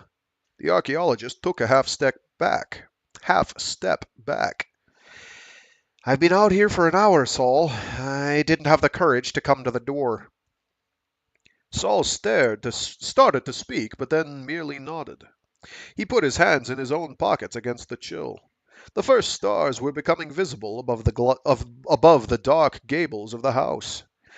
"Rachel's not home right now," he said at last. "She went to the library. She thinks she has a history paper due." Melio took a ragged breath and nodded in return. "Sol," he said, his voice thick, "you and Sarai need to understand that we did everything we could. The team was on Hyperion for almost 3 standard years. We would have stayed if the university hadn't cut our funds. There was nothing." "We know," said Sol. "We appreciated the Fatline messages." "I spent months alone in the Sphinx myself," said Melio. "According to the instruments, it was just an inert pile of stones, but sometimes I thought I felt something." He shook his head again. "I failed her, Sol." "No," said Sol, and gripped the younger man's shoulder through the wool coat. "But I have a question.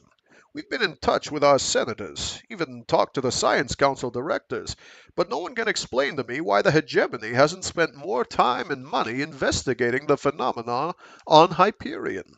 It seems to me that they should have invested that world into the web long ago, if only for its scientific potential. How can they ignore an enigma like the tombs?" "I know what you mean, Sol. Even the early cutoff of our funds was suspicious. It's as if the hegemony had a policy to keep Hyperion at arm's length." "Do you think—" began Sol, but at that moment Rachel approached them in the autumn twilight. Her hands were thrust deep in her red jacket, her hair was cut short in the decades-old style of adolescence everywhere, and her full cheeks were flushed with the cold. Rachel was teetering on the brink of childhood and young adulthood. Her long legs in jeans, sports shoes, and bulky jacket might have been the silhouette of a boy.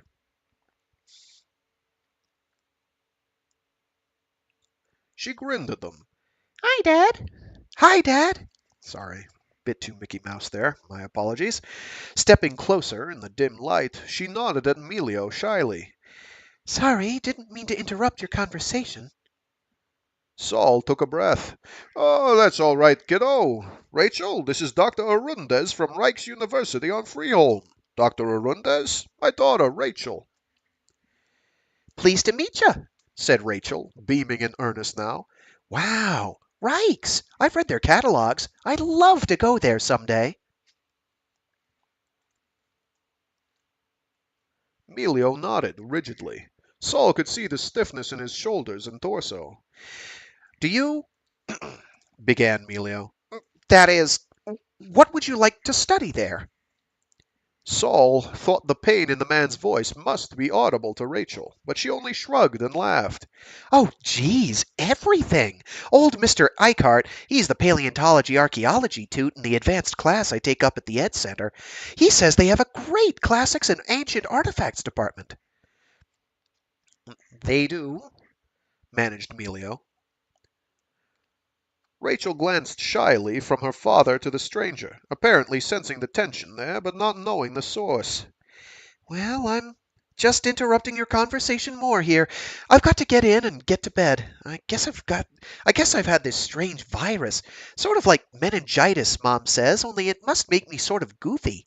Anyway, nice to meet you, Dr. Arundez. I hope I'll see you at Reich's someday.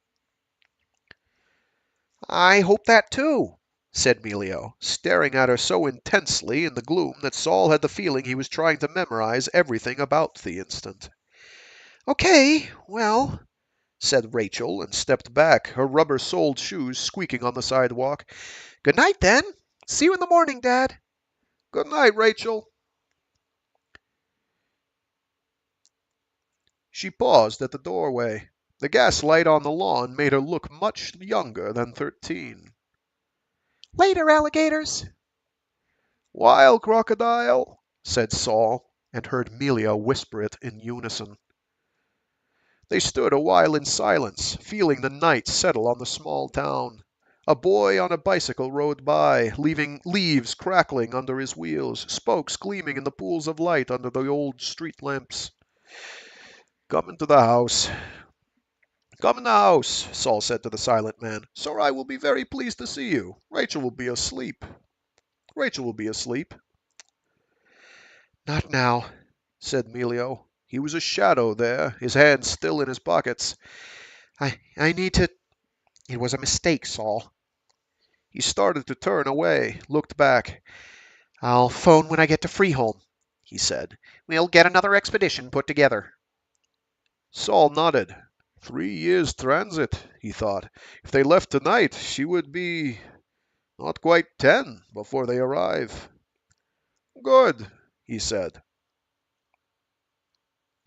Melio paused, raised a hand in farewell, and walked away along the curb, ignoring the leaves that crunched underfoot.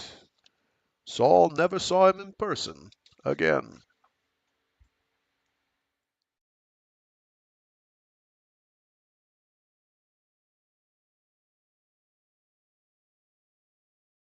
The largest church of the Shrike in the web was on Lucis, and Sol forecast there a few weeks before Rachel's 10th birthday.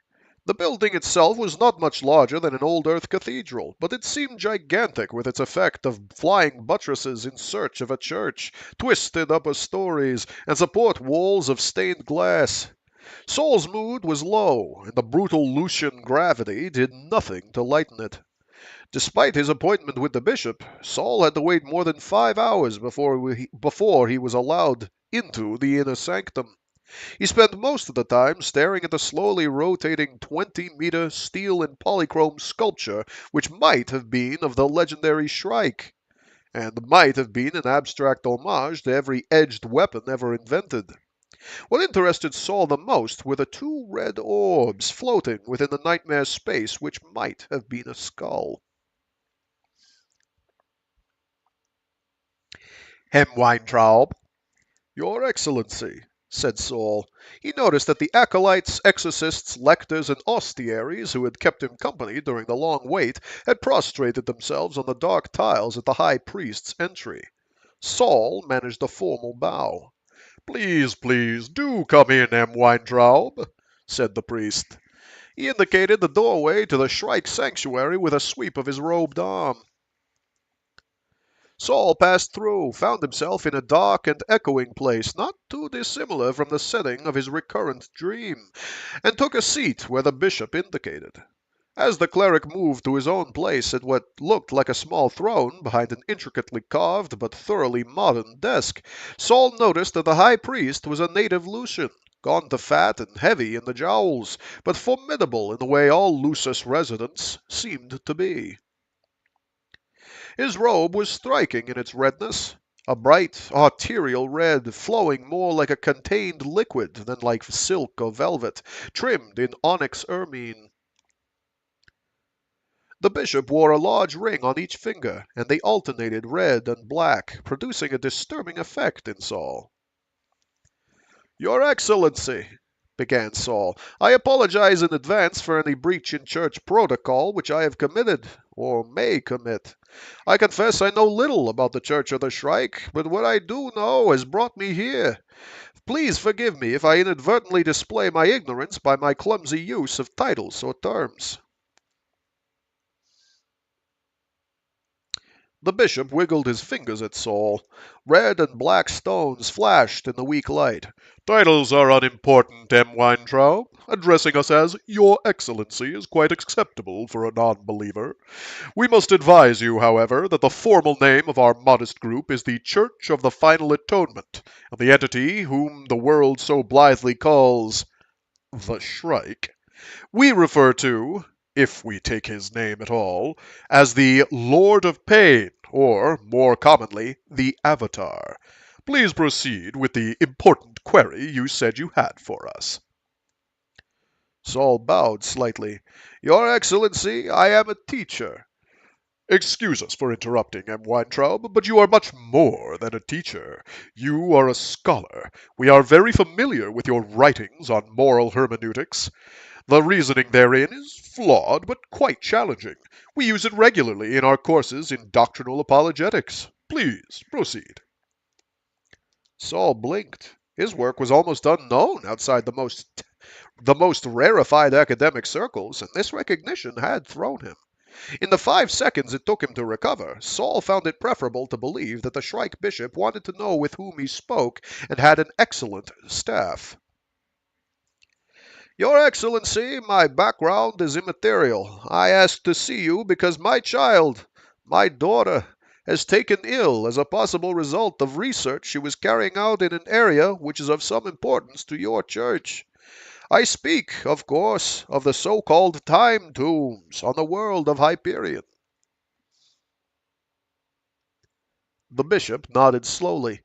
Sol wondered if he knew about Rachel. You are aware, M. Weintraub, that the area you referred to, what we call the Covenant Arcs, have recently been declared off-limits to so-called researchers by the Home Rule Council of Hyperion? Yes, Your Excellency. I have heard that. I understand that your church was instrumental in that legislation being passed. The bishop showed no response to this. Far off in the incense-layered gloom, small chimes sounded. At any rate, Your Excellency, I hoped that some aspect of your church's doctrine might shed some light on my daughter's illness. The bishop inclined his head forward so that the single shaft of light which illuminated him gleamed on his forehead and cast his eyes into shadow. Do you wish to receive religious instruction in the mysteries of the Church, M. Weintraub?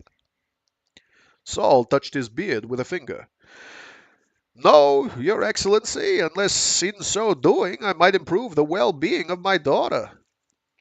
And does your daughter wish to be initiated into the Church of the Final Atonement? Sol hesitated a beat. Again, Your Excellency, she wishes to be well. If joining the church would heal or help her, it would be a very serious consideration. The bishop sat back in a rustle of robes. Redness seemed to flow from him into the gloom. You speak of physical well-being, M. Weintraub. Our church is the final arbiter of spiritual salvation. Are you aware that the former invariably flows from the latter? I am aware that this is an old and widely respected proposition, said Sol. The total well-being of our daughter is the concern of my wife and myself. The bishop rested his massive head on his fist. What is the nature of your daughter's illness, M. Weintraub? It is a time-related illness, Your Excellency. The bishop sat forward, suddenly tense. And at which of the holy sites did you say your daughter contracted this malady, M. Weintraub? The artifact called the Sphinx, Your Excellency. The bishop stood so quickly that papers on his desktop were knocked to the floor. Even without the robes, the man would have massed twice Sol's weight. In the fluttering red robes stretched to his full height, the Shrike priest now towered over Sol like crimson death incarnate. "You can go," bellowed the big man. "Your daughter is the most blessed and cursed of individuals. There is nothing that you or the church or any agent in this life can do for her." Sol stood, or rather sat, his ground. "Your Excellency, if there is any possibility—" "No!" cried the bishop, red in the face now, a consummately consistent apparition. Consummately consistent apparition, oh, I love that. Ah, wordplay. Prose. He tapped at his desk. Exorcists and lectors appeared in the doorway, their black robes with red trim and ominous echo of the bishop. The all-black ostiaries blended with the shadows. "The audience is at an end," said the bishop with less volume, but infinite Give me a minute. A moment, please. "The audience is at an end," said the bishop, with less volume but infinite finality. "Your daughter has been chosen by the Avatar to atone in a way which all sinners and non-believers must someday suffer. Someday very soon. Your Excellency, if I can have just 5 minutes more of your time." The bishop snapped his fingers, and the exorcists came forward to escort Sol. As exorcists to escort. Oh, I love that. Sorry. To escort Sol out. The bishop snapped his fingers, and the exorcists came forward to escort Sol out. The men were Lucian. One of them could have handled 5 scholars Sol's size. "Your Excellency!" cried Sol, after he had shrugged off the first man's hands. The 3 other exorcists came to assist with the equally brawny lectors hovering nearby. The bishop had turned his back and seemed to be staring into the darkness. The outer sanctuary echoed to grunts and the scrapings of Sol's heels, and to at least one loud gasp as Sol's foot made contact with the least priestly parts of the lead exorcist. The outcome of the debate was not affected. Sol landed in the street. The last ostiary to turn away tossed Sol's battered hat to him. 10 more days on Lucis achieved nothing but more gravity fatigue for Sol. The temple bureaucracy would not answer his calls. The courts could offer him no wedge. The exorcists waited just within the doors of the vestibule. Sol forecast to New Earth and Renaissance Vector, to Fuji and TC2, to Deneb Dry and Deneb Vir, but everywhere the Shrike temples were closed to him. Exhausted, frustrated, out of money, Sol cast home to Barnard's World, got the EMV out of the long-term lot, and arrived home an hour before Rachel's birthday. "Did you bring me anything, Daddy?" asked the excited 10-year-old. Sarai had told her that day that Sol had been gone. Sol brought out the wrapped package. It was a collected Anne of Green Gables series. It was not what he had wanted to bring her. "Can I open it?" "Later, little one, with the other things." "Oh, please, Dad. Just one thing now, before Nicky and the other kids get here." Sol caught Sarai's eye. She shook her head. Rachel remembered inviting Nicky and Lina and her other friends to the party only days before. Sarai had not yet come up with an excuse. "All right, Rachel," he said. "Just this one before the party." While Rachel ripped into the small package, Sol saw the giant package in the living room, secured with red ribbon. The new bike, of course. Rachel had asked for the new bike for a year before her 10th birthday. Sol tiredly wondered if she would be surprised tomorrow to find the new bike here the day before her 10th birthday. Or perhaps they would get rid of the bike that night while Rachel slept. Sol collapsed onto the couch. The red ribbon reminded him of the bishop's robes.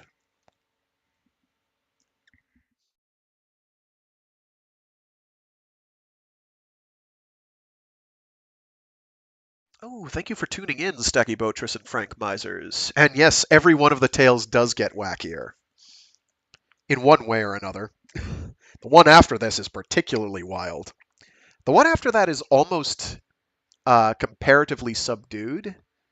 It's sort of anticlimactic in comparison, but it's still pretty significant because of what it leads into. Sarai had never had an easy time of surrendering the past.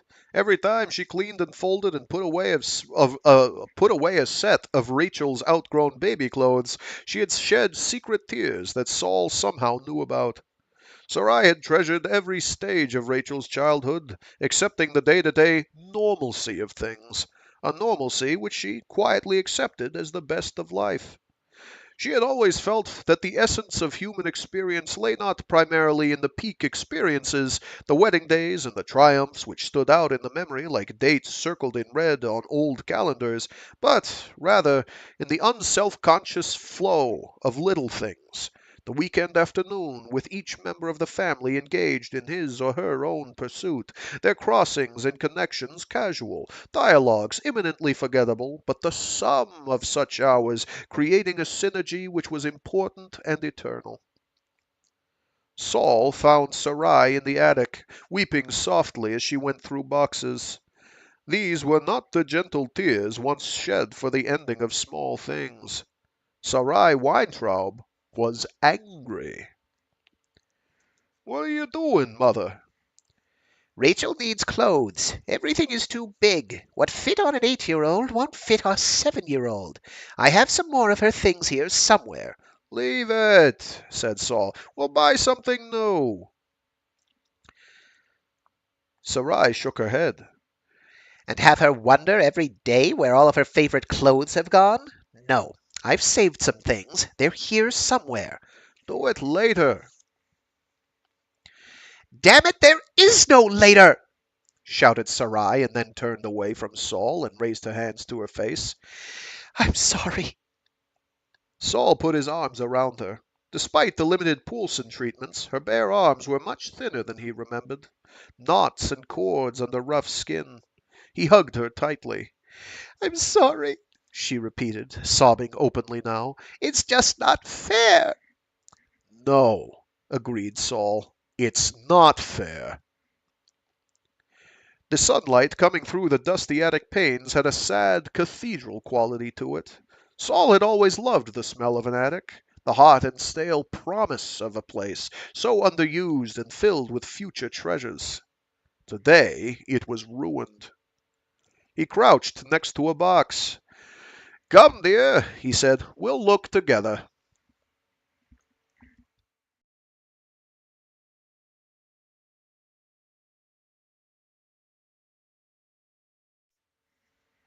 Rachel continued to be happy, involved with life, only slightly confused by the incongruities which faced her each morning when she awoke. As she grew younger, it became easier to explain away the changes that appeared to have occurred overnight. The old elm out front gone, the new apartment building on the corner where M. Nesbitt used to live.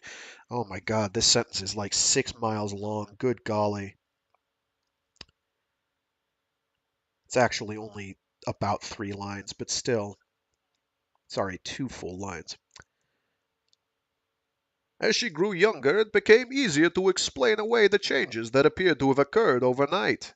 The old elm out front gone, the new apartment building on the corner where M. Nesbitt used to live in a colonial-era home, the absence of her friends.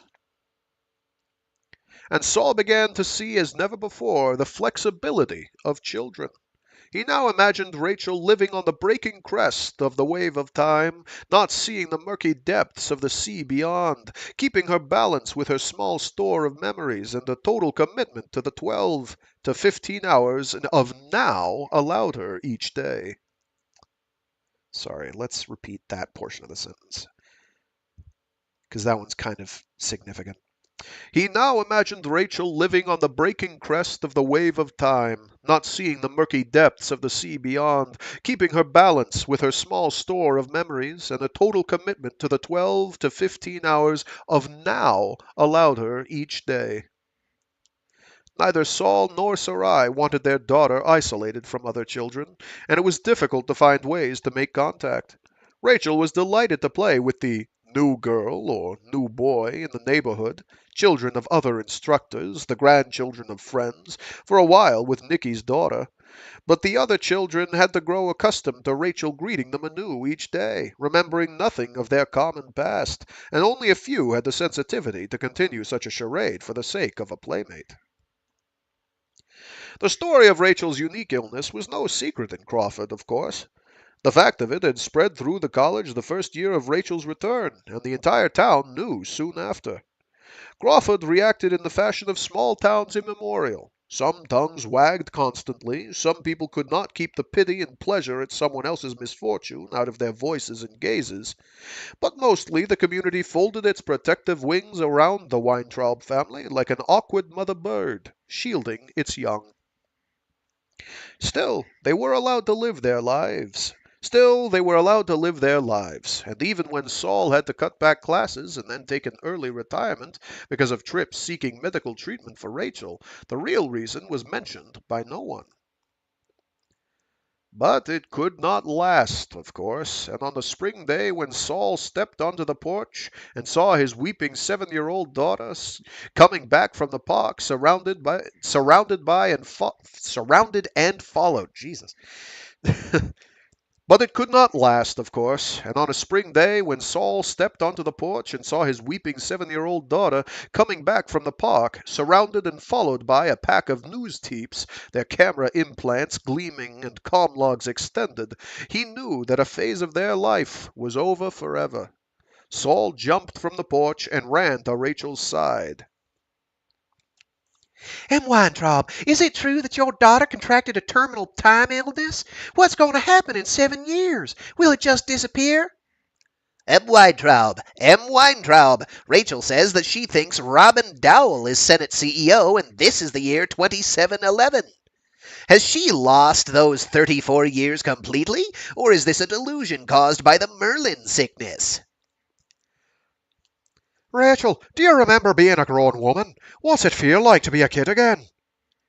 Weintraub. Weintraub. Just one still image, please. How about you get a picture of Rachel when she was older and you and the kids stand looking at it?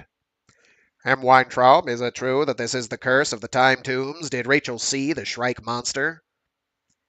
Hey, Weintraub. Sol! Hey, Solly! What do you do? What are you and the little woman gonna do when the kid's gone?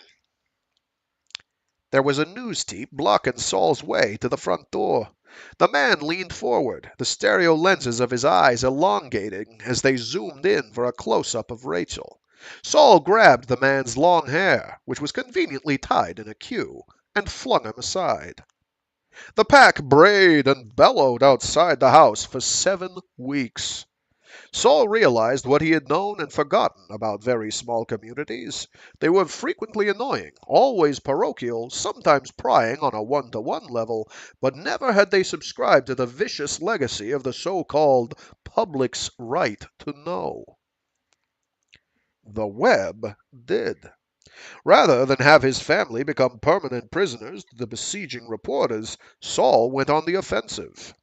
He arranged interviews on the most pervasive Farcaster cable news programs, participated in all-thing discussions, and personally attended the Concourse Medical Research Conclave.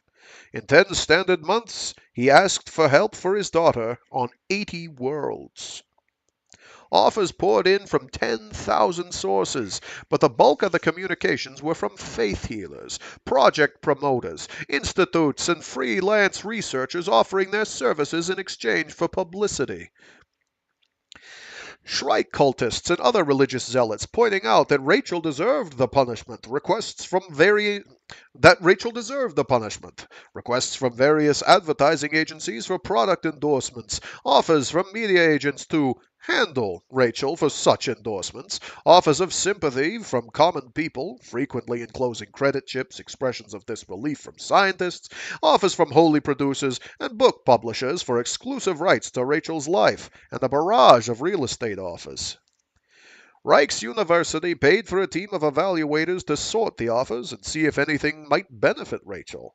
Most of the communications were discarded. A few medical or research offers were seriously considered. In the end, none seemed to offer any avenue of research or experimental therapy which Reich's had not already tried. One fat line flimsy came to Sol's attention. It was from chairman of Kibbutz Kfar Shalom on Hebron, and read simply, "If it becomes too much, come." It soon became too much. After the first few months of publicity, the siege seemed to lift, but this was only the prelude to the second act. Fac-simmed tabloids referred to Sol as the Wandering Jew, the desperate father wandering afar in search of a cure for his child's bizarre illness, an ironic title given Sol's lifelong dislike of travel. Sarai inevitably was the grieving mother. Rachel was the doomed child, or, in one inspired headline, virgin victim of the time tomb's curse. None of the family could go outside without finding a news-teep or imager hiding behind a tree. Crawford discovered that there was money to be found in the Weintraub's misfortune. At first, the town held the line, but when entrepreneurs from Bussard City moved in with gift shops, t-shirt concessions, tours, and data chip booths for the tourists who were coming in larger and larger numbers, the local business people first dithered, then wavered, and then decided unanimously that, if there was commerce to be carried on, the profits should not go to outsiders. After 438 standard years of comparative solitude, the town of Crawford received a Farcaster Terminix. No longer did visitors have to suffer the 20-minute flight from Bussard City. The crowds grew.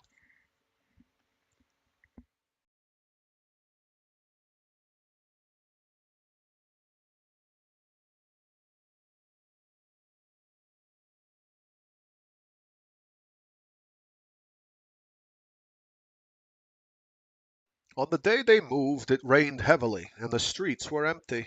Rachel did not cry, but her eyes were very wide all day, and she spoke in subdued tones. It was 10 days before her 6th birthday. But, Daddy, why do we have to move? We just do, honey. But why? It's something we have to do, little one. You'll like Hebron. There are lots of parks there. But how come you never said we were going to move? We did, sweetie. You must have forgotten. But what about Gram and Grams and Uncle Richard and Aunt Tetha and Aunt Sol and Uncle Saul and everybody? They can come visit us any time. But what about Nicky and Lena and my friends? Sol said nothing, but carried the last of the luggage to the EMV. The house was sold and empty. Furniture had been sold or sent ahead to Hebron. For a week there had been a steady stream of family and old friends, college associates, and even some of the Reich's med team who had worked with Rachel for 18 years. But now the street was empty. Rain streaked the perspex canopy of the old EMV and ran in complex rivulets. The three of them sat in the vehicle for a moment, staring at the house.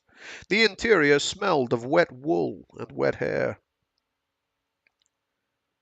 Rachel clutched the teddy bear Sarai had resurrected from the attic 6 months earlier. She said, It's not fair. "No," agreed Sol. "It's not fair."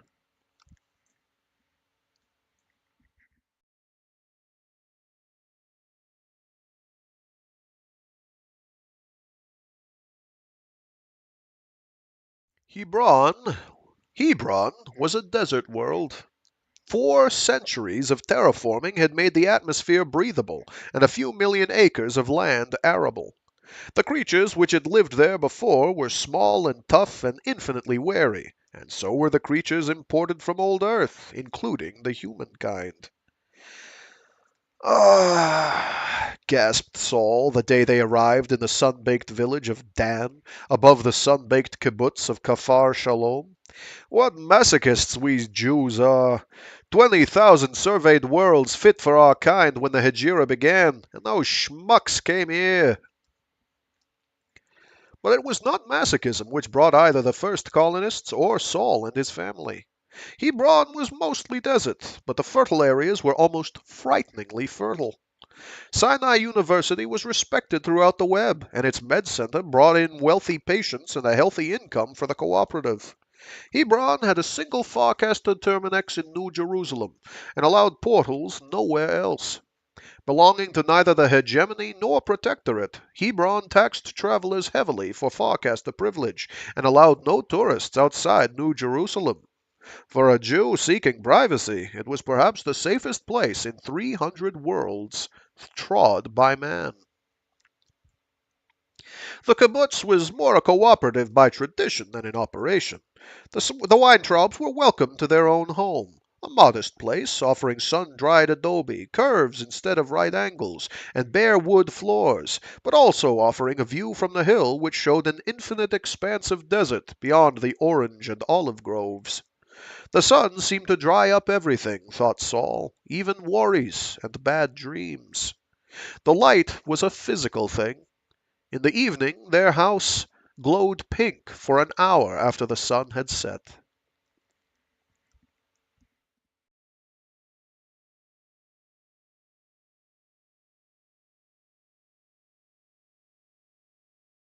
Each morning Saul sat by his daughter's bed until she awoke. The first minutes of her confusion were always painful to him, but he made sure that he was the first thing Rachel saw each day. He held her while she asked her questions. Where are we, Daddy? In a wonderful place, little one. I'll tell you all about it over breakfast. How did we get here? By casting and flying and walking a bit, he would say. It's not so far away, but far enough to make it an adventure. But my bed's here. My stuffed animals. Why don't I remember coming? And Saul would hold her gently by the shoulders and look into her brown eyes and say, You had an accident, Rachel. Remember in The Homesick Toad, where Terence hits his head and forget where he lives for a few days? It was sort of like that. Am I better? Yes, Saul would say, you're all better now. And the house would fill with the smell of breakfast, and they would go out to the terrace where Sarai waited.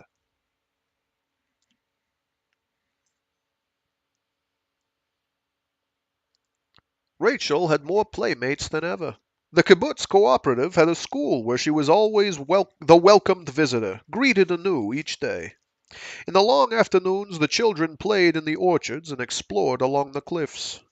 Avner, Robert, and Ephraim, the council elders, urged Saul to work on his book. Hebron prided itself on the number of scholars, artists, musicians, philosophers, writers, and composers it sheltered as citizens and long-term residents. The house, they pointed out, was a gift of the state. Saul's pension, though small by Webb standards, was more than adequate for their modest needs in Kafar Shalom. To Saul's surprise, however, he found that he enjoyed physical labor. Whether working in the orchards or clearing stones in the unclaimed fields or repairing a wall above the city, Saul found that his mind and spirit were freer than they had been in many years. He discovered that he could wrestle with Kierkegaard while he waited for water to dry, and find new insights in Kant and Van Dieu while carefully checking the apples for worms. At the age of 73 standard, Saul earned his first calluses. In the evenings he would play with Rachel, and then take a walk in the foothills with Sarai as Judy or one of the other neighbor girls watched their sleeping child. One weekend they went away to New Jerusalem, just Saul and Sarai, the first time they had been alone together for that long. Oh, jeez. The first time they had been alone together for that long since Rachel returned to live with them 17 standard years before. Something about that doesn't make sense. I'm not sure what it is. My brain doesn't like it. One weekend they went away to New Jerusalem, just Saul and Sarai, the first time they had been alone together for that long since Rachel returned to live with them 17 standard years before. But everything was not idyllic. Too frequent were the nights when Saul awoke alone and walked barefoot down the hall to see Sarai watching over Rachel in her sleep. And often, at the end of a long day, bathing Rachel in the old ceramic tub or tucking her in as the walls glowed pinkly, the child would say, I like it here, Daddy, but can we go home tomorrow? and Saul would nod. And after the good night story, and the lullaby, and the good night kiss, she sure that she was asleep, he would begin to tiptoe out of the room, only to hear the muffled Later, alligator. from the blanketed form on the bed, to which he had to reply, While, crocodile. And, lying in bed himself, next to the softly breathing and possibly sleeping length of the woman he loved, Saul would watch the strips of pale light from one or both of Hebron's small moons move across the rough walls, and he would talk to God.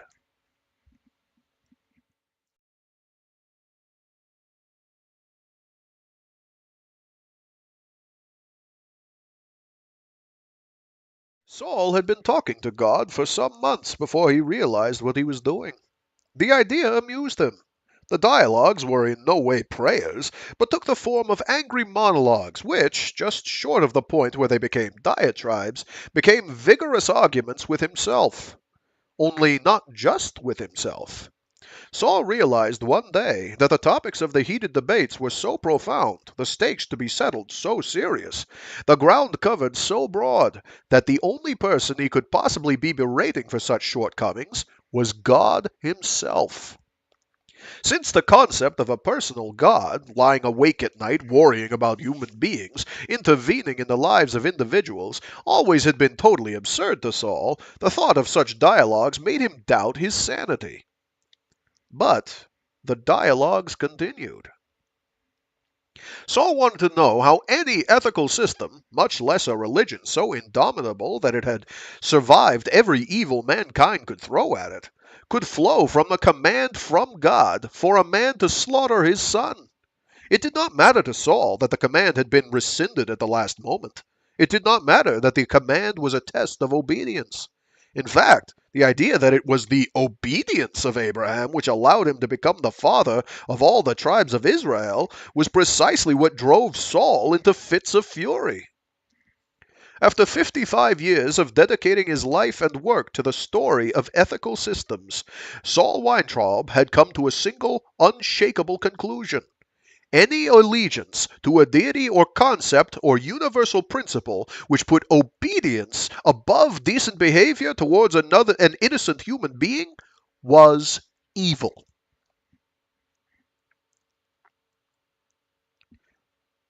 So define innocent, came the vaguely amused, faintly querulous voice which Saul associated with these arguments.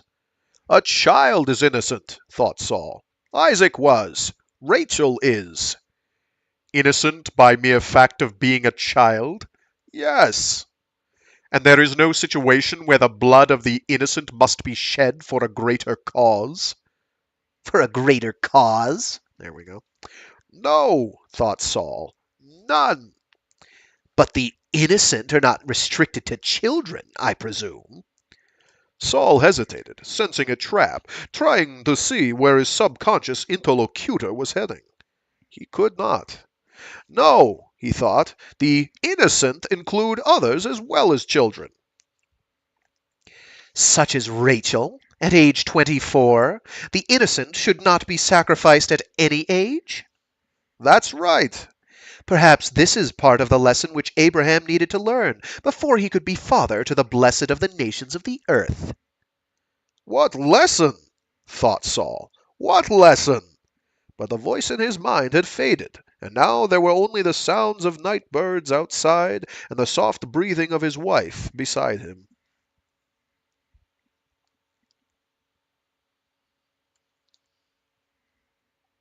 Rachel could still read at age 5. Sol had trouble remembering when she had learned to read. It seemed she always had been able to. "For standard," said Sarai. "It was early summer, 3 months after her birthday. We were picnicking in the field above the college. Rachel was looking at her Winnie the Pooh book, and suddenly she said, 'I hear a voice in my head.'" Sol remembered then. He also remembered the joy he and Sarai had felt at the rapid acquisition of new skills Rachel had shown at that age. He remembered because now they were confronted with the reverse of that process. "Dad," said Rachel from where she lay on the floor of his study, carefully coloring, "how long has it been since Mom's birthday?" It was on Monday, said Sol, preoccupied with something he was reading. Sarai's birthday had not yet come, but Rachel remembered it. "I know, but how long has it been since then?" Today is Thursday, said Sol. He was reading a long Talmudic treatise on obedience. "I know, but how many days?" Sol put down the hard copy. Can you name the days of the week? Barnard's World had used the old calendar. "Sure," said Rachel.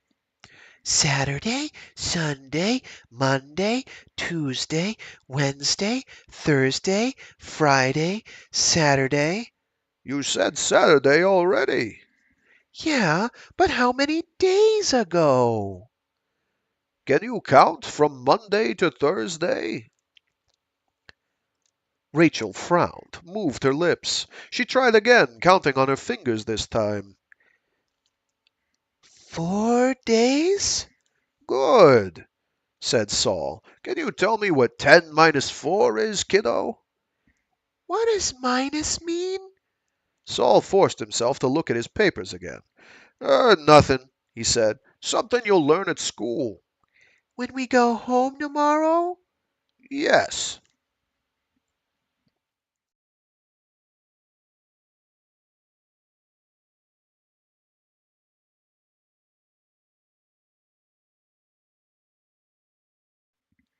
One morning, when Rachel went off with Judy to play with the other children, she was too young to attend school any longer, Sarai said, Sol, we have to take her to Hyperion. Sol stared at her. What? You heard me. We can't wait until she is too young to walk, to talk, and also we're not getting any younger. Sarai barked a mirthless laugh. That sounds strange, doesn't it? But we're not. The Polson treatments will be wearing off in a year or two. Sarai, did you forget? The doctors all say that Rachel could not survive cryogenic fugue. No one experiences FTL travel without fugue state. The Hawking effect can drive one mad, or worse. It doesn't matter, said Sarai. Rachel has to return to Hyperion. What on earth are you talking about? Said Sol, angered. Sarai gripped his hand. Do you think you're the only one who has had the dream? Dream? Managed Sol. She sighed and sat at the white kitchen table. Morning light struck the plants on the sill like a yellow spotlight. The dark place, she said. The red lights above. The voice telling us to go to Hyperion, to make an offering. Sol licked his lips, but there was no moisture there. His heart pounded. Whose name is called? Sarai looked at him strangely. Both of our names. If you weren't there, in the dream with me, I could never have borne it all these years. Sol collapsed into his chair. He looked down at the strange hand and forearm lying on the table. The knuckles of the hand were beginning to enlarge with arthritis. The forearm was heavily veined, marked with liver spots. It was his hand, of course. He heard himself say, You never mentioned it, never said a word. This time Sarai's laugh was without bitterness. As if I had to. All those times, both of us coming awake in the dark, and you covered with sweat. I knew from the first time that it was not merely a dream. We have to go, Father. Go to Hyperion. Sol moved the hand. It still did not feel a part of him. Why? Oh, for God's sake, why, Sarai? We can't offer Rachel. Of course not, Father. Haven't you thought about this? We have to go to Hyperion, to wherever the dream tells us to go, and offer ourselves instead. Offer ourselves, repeated Sol. He wondered if he was having a heart attack. His chest ached so terribly that he could not take in a breath. He sat for a full minute in silence, convinced that if he attempted to utter a word, only a sob would escape. After another minute, he said, "How long have you thought about this, Mother?" Do you mean known what we must do? A year, a little more, just after her 5th birthday. "A year! Why haven't you said anything?" I was waiting for you to realize, to know. Sol shook his head. The room seemed far away and slightly tilted. "No, I mean, it doesn't seem. I have to think, Mother." Sol watched as the strange hand patted Sarai's familiar hand. She nodded.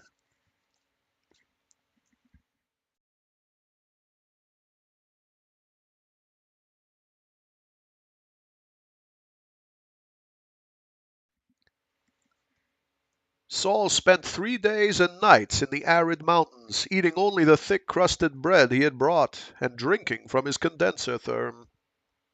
10,000 times in the past 20 years he had wished that he could take Rachel's illness, that if anyone had to suffer it should be the father, not the child.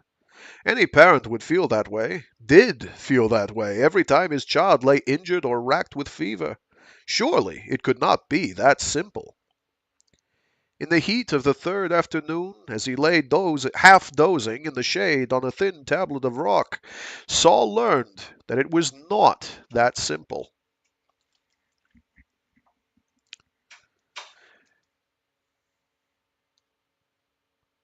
Can that be Abraham's answer to God? That he would be the offering, not Isaac? It could have been Abraham's. It cannot be yours. Why? As if in answer, Sol had the fever vision of naked adults filing toward the ovens past armed men, mothers hiding their children under piles of coats. He saw men and women with flesh hanging in burned strips, carrying the dazed children from the ashes of what once had been a city. Sol knew that these images were no dreams. They were the very stuff of the first and second Holocausts, and in his understanding knew before the voice spoke in his mind what the answer was, what it must be. The parents have offered themselves. That sacrifice has been accepted. We are beyond that. Then what? What? Silence answered him. Sol stood in the full glare of the sun, almost fell. A black bird wheeled overhead or in his vision. Sol shook his fist at the gunmetal sky. You use Nazis as your instruments! Madmen! Monsters! You're a goddamn monster yourself! No. The earth tilted, and Sol fell on his side against sharp rocks. He thought that it was not unlike leaning against a rough wall. A rock the size of his fist burned his cheek. The correct answer for Abraham was obedience, thought Sol. Ethically, Abraham was a child himself. All men were at the time. All men were at the time. At that time. The correct answer for Abraham's children was to become adults and to offer themselves instead. What is the correct answer for us? There was no answer. The ground and sky quit spinning. After a while, Sol rose shakily, rubbed the blood and grit from his cheek, and walked down to the town in the valley below.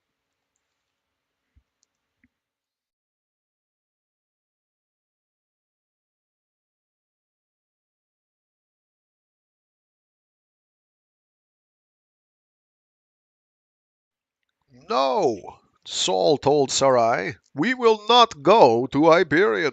It is not the correct solution. You would have us do nothing, then? Sarai's lips were white with answer, but her voice was firmly in control.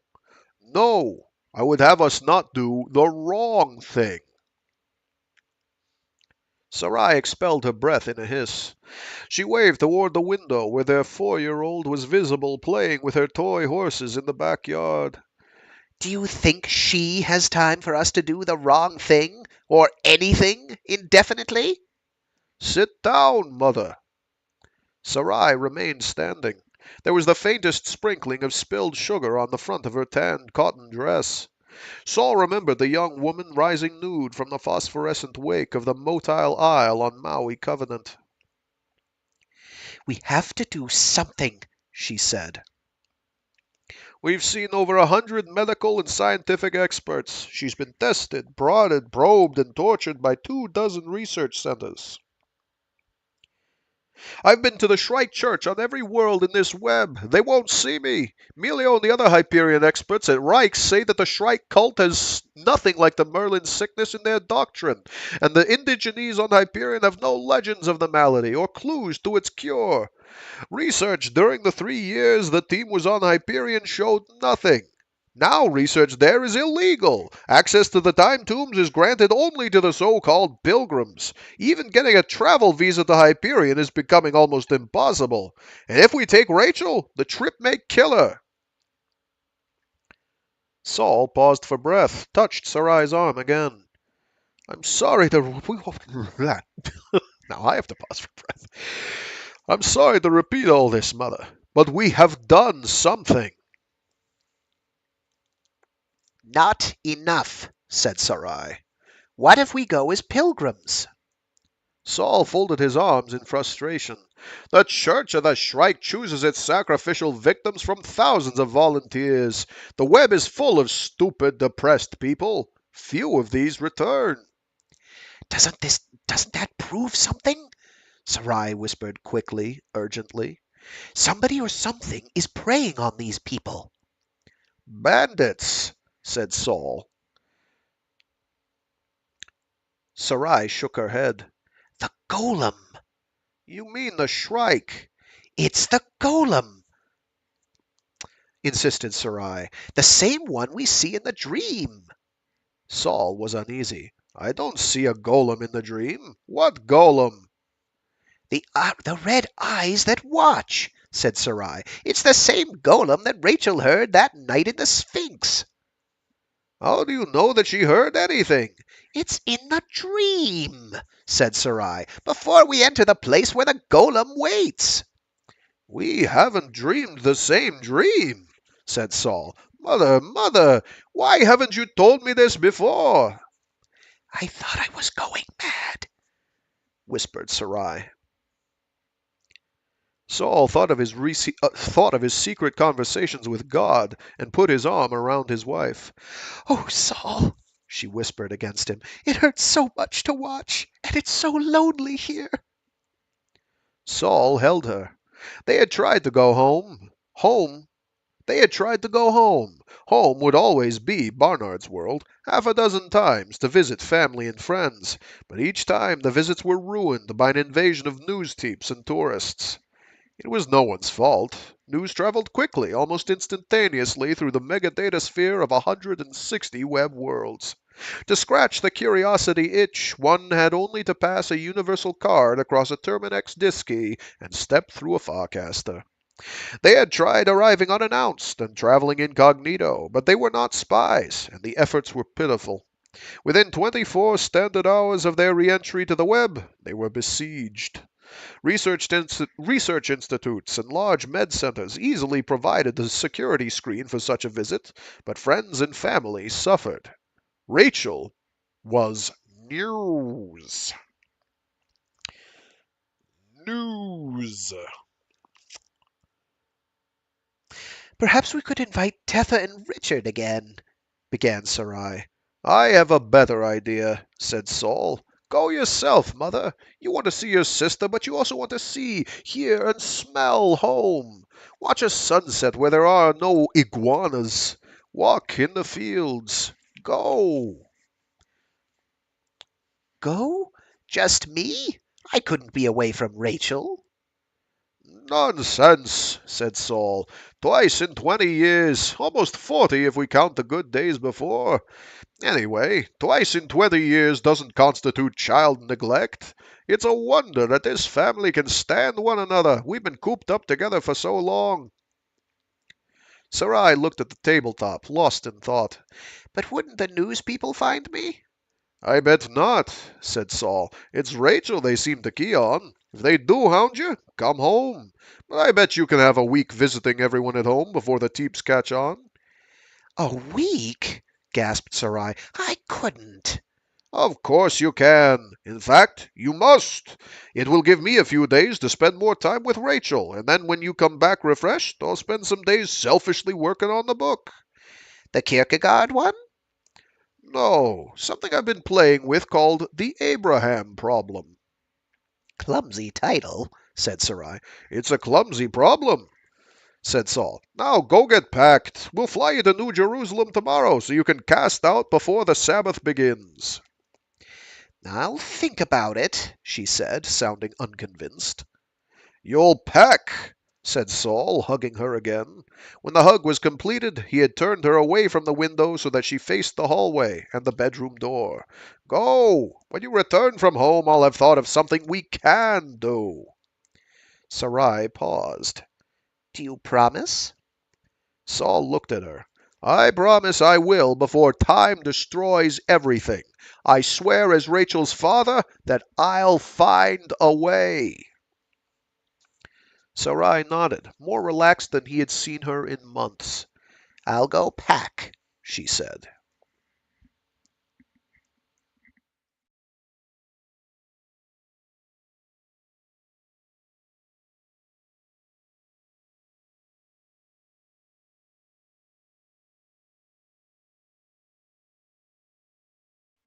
When he and the child returned from New Jerusalem the next day, Sol went out to water the meager lawn while Rachel played quietly inside. When he came in, the pink glow of sunset infusing the walls with a sense of sea warmth and quiet, Rachel was not in her bedroom or the other usual places. Rachel! When there was no answer, he checked the backyard again, the empty street. Rachel! Sol ran in to call the neighbors, but suddenly there was the slightest of sounds from the deep closet Sarai had used for storage. Sol quietly opened the screen panel. Rachel sat beneath the hanging clothes, Sarai's antique pine box open between her legs. The floor was littered with photos and holochips of Rachel as a high school student. Rachel on the day she set off for college. Rachel standing in front of a carved mountainside on Hyperion. Rachel's research log lay whispering on the 4-year-old Rachel's lap. Sol's heart seized at the familiar sound of the confident young woman's voice. Daddy, said the child on the floor, her own voice a tiny frightened echo of the voice on the log. you never told me that I had a sister. You don't, little one. Rachel frowned. Is this Mommy when she was not so big? It can't be. Her name's Rachel, too, she says. How can... It's all right, he said. I'll explain. Sol realized that the phone was ringing in the living room, had been ringing. Just a moment, sweetie. I'll be right back. The hollow that formed above the pit was of a man Sol had never seen before. Sol did not activate his own imager, eager to get rid of the caller. Yes, he said abruptly. M. Weintraub? M. Weintraub, who used to live on Barnard's World, currently in the village of Dan on Hebron? Or is it Don? D-A-N, Dan. Don on Hebron? Sol started to disconnect and then paused. Their access code was unfiled. Occasionally, a salesperson called from New Jerusalem, but off-world calls were rare. And Saul suddenly realized, his stomach feeling a stab of cold, it was past sundown on the Sabbath. Only emergency holo calls were allowed. Yes, said Saul. And Weintraub, said the man, staring blindly past Saul, there's been a terrible accident.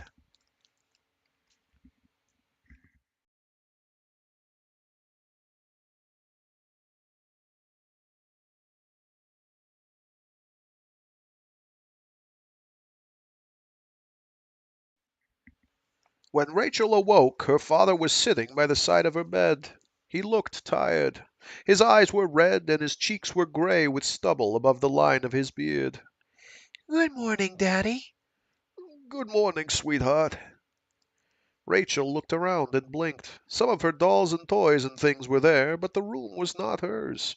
The light was different. The air felt different. Her daddy looked different. Where are we, Daddy? We've gone on a trip, little one. Where to?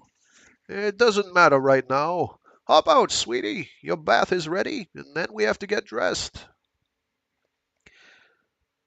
A dark dress she had never seen before lay at the base of her bed. Rachel looked at the dress and then back at her father. Daddy, what's the matter? Where's Mommy? Saul rubbed his cheek. It was the third morning since the accident. It was the day of the funeral. He had told her each of the preceding days because he could not imagine lying to her then. It seemed the ultimate betrayal of both Sarai and Rachel. But he did not think he could do it again. There's been an accident, Rachel, he said, his voice a pained rasp. Mommy died. We're going to go say goodbye to her today.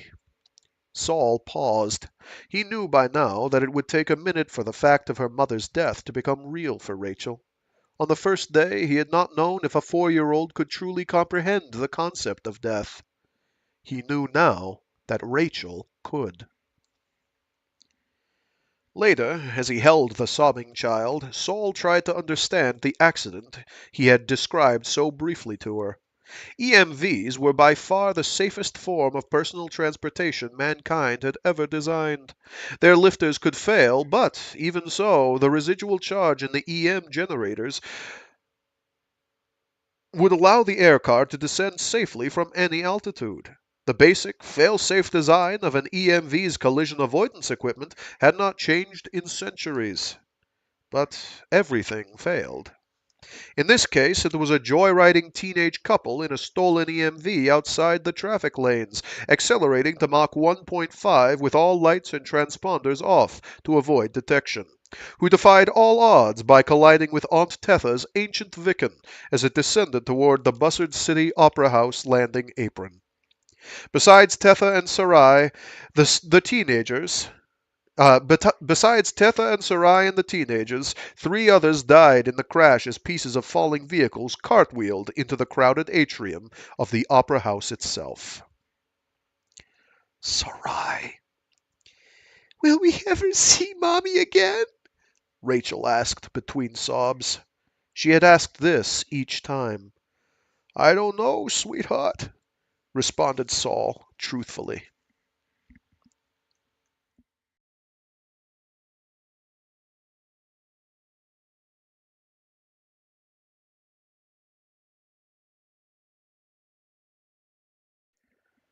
Hoo boy. The funeral was at the family cemetery in Cates County on Barnard's World. The press did not invade the graveyard itself, but teeps hovered beyond the trees and pressed against the black iron gate like an angry storm tide. Richard wanted Saul and Rachel to stay a few days, but Saul knew what pain would be inflicted on the quiet farmer if the press continued their assault. Instead, he hugged Richard, spoke briefly to the clamoring reporters beyond the fence, and fled to Hebron with a stunned and silent Rachel in tow. News teams followed to New Jerusalem and then attempted to follow to Dan, but military police overrode their chartered EMVs, threw a dozen in jail as an example, and revoked the Farcaster visas of the rest.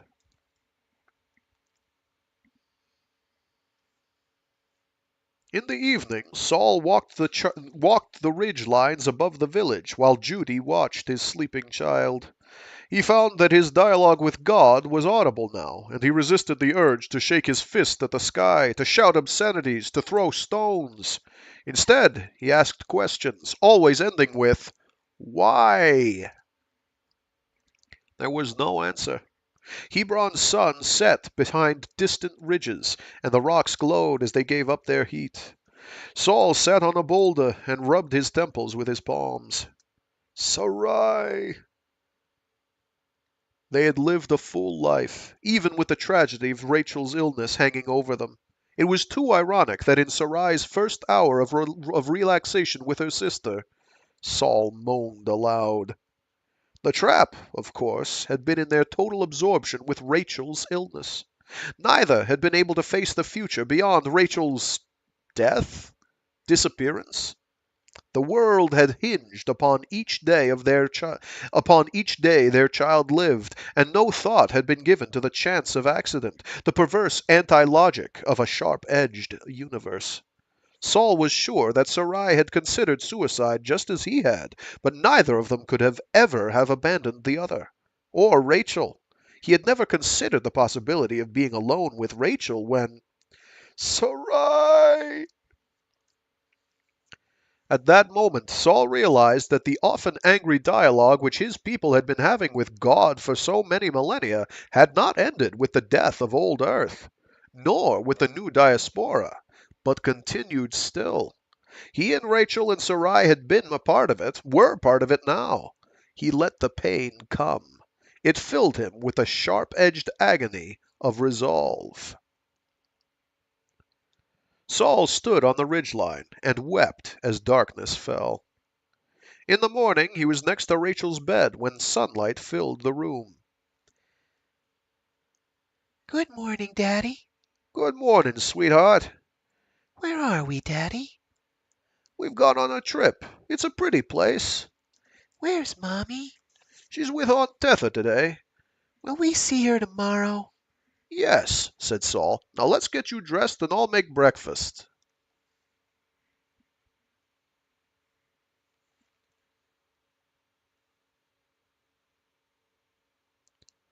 Saul began to petition the Church of the Shrike when Rachel turned 3. Travel to Hyperion was severely limited, and access to the time tombs had become all but impossible. Only the occasional Shrike pilgrimage sent people to that region. Rachel was sad that she had to be away from her mother on her birthday, but the visit of several children from the kibbutz distracted her a bit. Her big present was an illustrated book of fairy tales which Sarai had picked out in New Jerusalem months before. Saul read some of the stories to Rachel before bedtime. It had been 7 months since she could read any of the words herself, but she loved the stories, especially Sleeping Beauty, and made her father read it to her twice. I'm going to show Mommy it when we get home, she said through a yawn as Saul turned out the overhead light. Good night, kiddo, he said softly, pausing at the door. Hey, Daddy? Yes? Later, alligator. Wild crocodile? Rachel giggled into her pillow.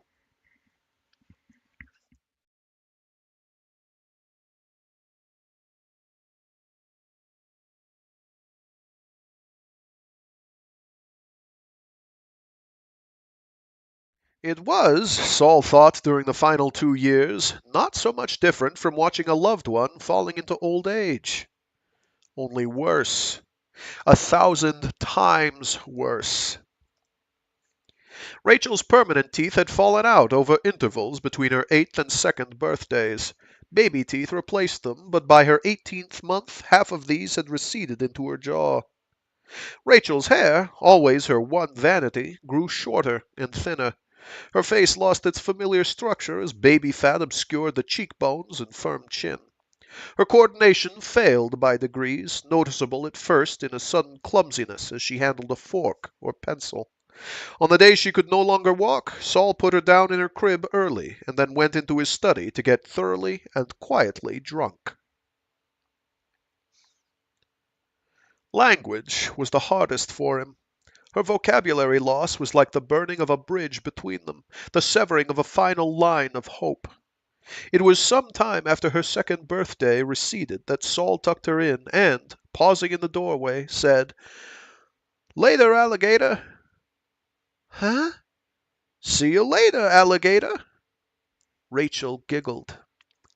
"You say, 'In a while, crocodile,'" said Sol. He told her what an alligator and a crocodile were. In a while, Acadile, Giggled Rachel. In the morning she had forgotten.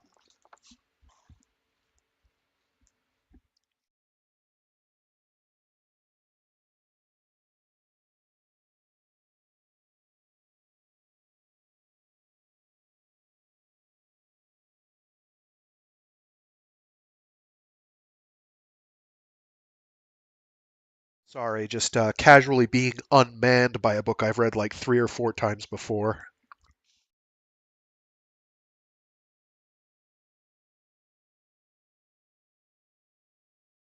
Alrighty, I think I've got it together at least long enough for the next couple pages. Saul took Rachel with him as he traveled the web, no longer caring about the news teeps, petitioning the Shrike Church for pilgrimage rights, lobbying the Senate for a visa and access to forbidden areas on the Hyperion, and visiting any research institute or clinic which might offer a cure. Months were lost while more medics admitted failure. When he fled back to Hebron, Rachel was 15 standard months old. In the ancient units used on Hebron, she weighed 25 pounds and measured 30 inches tall. She could no longer dress herself. Her vocabulary consisted of 25 words, of which her favorites were mommy and daddy.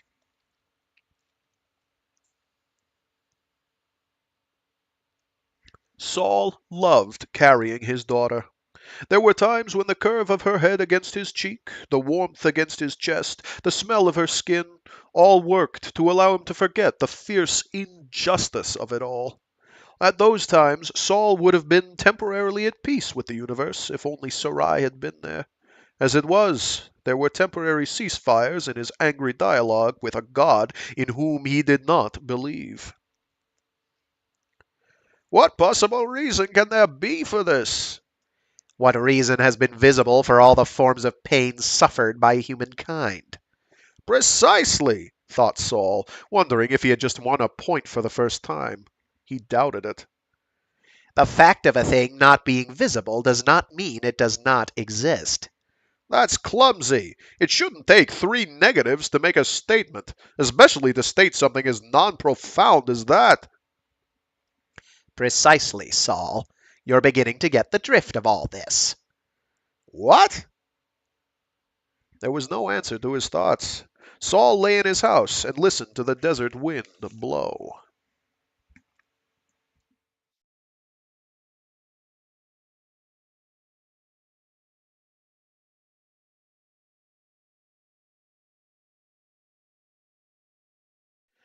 Rachel's last word was "Mama," uttered when she was just over 5 months old.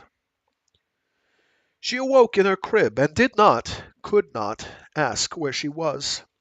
Her world was one of mealtimes, naps, and toys. Sometimes when she cried, Saul wondered if she was crying for her mother. Saul shopped in the small stores in Dan, taking the infant with him as he selected diapers, nursing packs, and the occasional new toy. The week before Saul left for Tau City Center, Ephraim and the other elders came to talk. It was evening, and the fading light glowed on Ephraim's bald scalp. "Saul, we're worried about you. The next few weeks will be hard. The women want to help. We want to help." Saul laid his hand on the older man's forearm. "It's appreciated, Ephraim. Everything the last few years is appreciated. This is our home now, too. Sarai would have wanted me to say thank you. But we're leaving on Sunday. Rachel is going to get better." The 3 men on the long bench looked at one another. Avner said, They found a cure? "No," said Saul, "but I've found a reason to hope." Hope is good, Robert said in cautious tones. Sol grinned, his teeth white against the gray of his beard. It had better be, he said. Sometimes it is all we are given.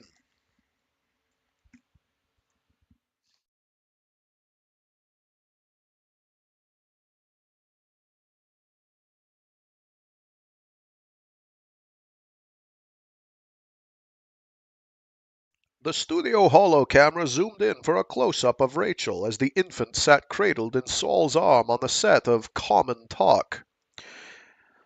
So you're saying, said Devon Whiteshire, the show's host and third best known face in the web datasphere, that the Shrike Church's refusal to allow you to return to the time tombs, and the hegemony's tardiness in processing a visa, these things will doom your child to this extinction?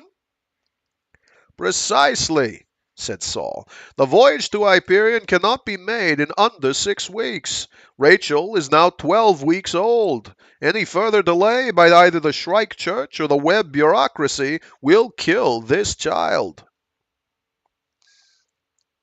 The studio audience stirred. Devon Whiteshire turned toward the nearest imaging remote. His craggy, friendly visage filled the monitor frame. This man doesn't know if he can save his child, said Whiteshire, his voice powerful with subtle feeling. But all he asks is a chance. Do you think he and the baby deserve one? If so, access your planetary representatives and your nearest church of the Shrike Temple. The number of your nearest temple should be appearing now. He turned back to Sol. We wish you luck, M. Weintraub. And Whiteshire's large hand touched Rachel's cheek. We wish you Godspeed, our young friend. The monitor image held on Rachel until it faded to black.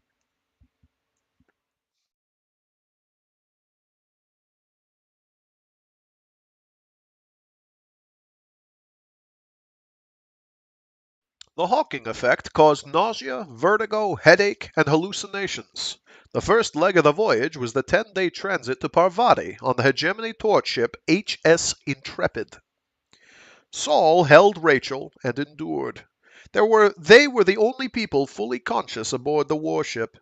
At first Rachel cried, but after some hours she lay quietly in Sol's arms and stared up at him with large, dark eyes. Sol remembered the day she was born.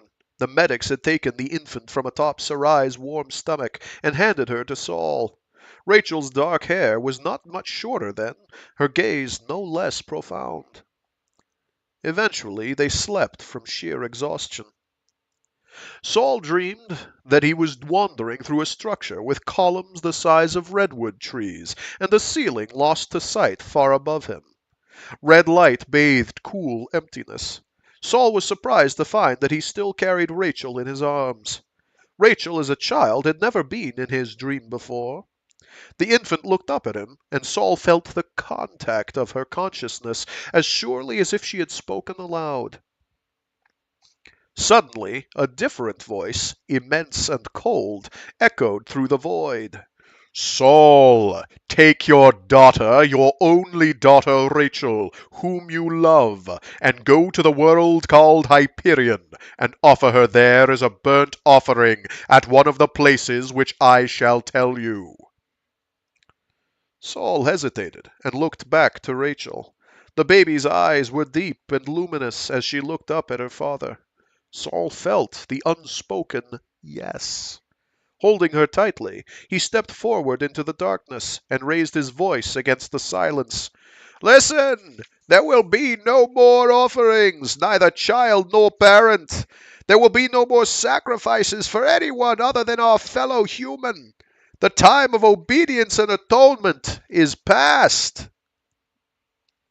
Sol listened. He could feel the pounding of his heart and Rachel's warmth against his arm. From somewhere high above there came the cold sound of wind through unseen fissures. Sol cupped his hand to his mouth and shouted, That's all! Now either leave us alone or join us as a father rather than a receiver of sacrifices. You have the choice of Abraham. Rachel stirred in his arms as a rumble grew out of the stone floor. Columns vibrated. The red gloom deepened and then winked out, leaving only darkness. From far away there came the boom of huge footsteps. Sol hugged Rachel to him as a violent wind roared past. There was a glimmer of light as both he and Rachel awoke on the HS Intrepid, outward bound for Parvati to transfer to the tree ship Yggdrasil for the planet Hyperion. Sol smiled at his 7-week-old daughter. She smiled back. It was her last or her first smile.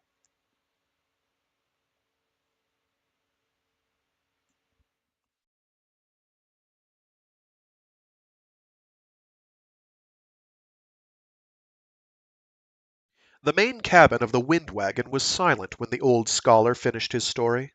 Sol cleared his throat and took a drink of water from a crystal goblet. Rachel slept on in the makeshift cradle of the open drawer. The wind wagon rocked gently on its way, the rumble of the great wheel and the hum of the main gyroscope, a lulling background noise.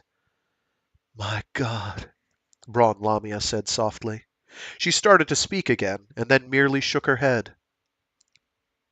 Martin Silenus closed his eyes and said, Considering that, all hatred driven hence, the soul recovers radical innocence, and learns at last that it is self-delighting, self-appeasing, self-affrighting, and that its own sweet will is heaven's will. She can, through every face will scowl, though every face will scowl, and every windy quarter howl, or every bellows burst, be happy still. Sol Weintraub asked, William Butler Yeats? Silenus nodded. A prayer for my daughter. I think I'm going to go up on deck for a breath of air before turning in, said the consul. Would anyone care to join me? Everyone did. The breeze of their passage was refreshing as the group stood on the quarterdeck and watched the darkened sea of grass rumble by. The sky was a great star-splashed bowl above them, scarred by meteor trails. The sails and rigging creaked with a sound as old as human travel. I think we should post guards tonight, said Colonel Cassad. One person on watch while the others sleep. 2-hour intervals. I agree, said the consul. I'll take the first watch. In the morning, began Cassad. Look! Cried Father Hoyt. They followed his pointing arm. Between the blaze of constellations, colored fireballs flared, green, violet, orange, green again, illuminating the great plain of grass around them like flashes of heat lightning. The stars and meteor trails paled to insignificance beside the sudden display. Explosions? Ventured the priest. Space battle, said Cassad. Cislunar, fusion weapons. He went below quickly. The tree, said Hetmastine, pointing to a speck of light which moved among the explosions like an ember floating through a fireworks display. Cassad returned with his powered binoculars and handed them around. Ousters? Asked Lamia. Is it the invasion? Ousters, almost certainly, said Cassad, but almost as certainly just a scouting raid.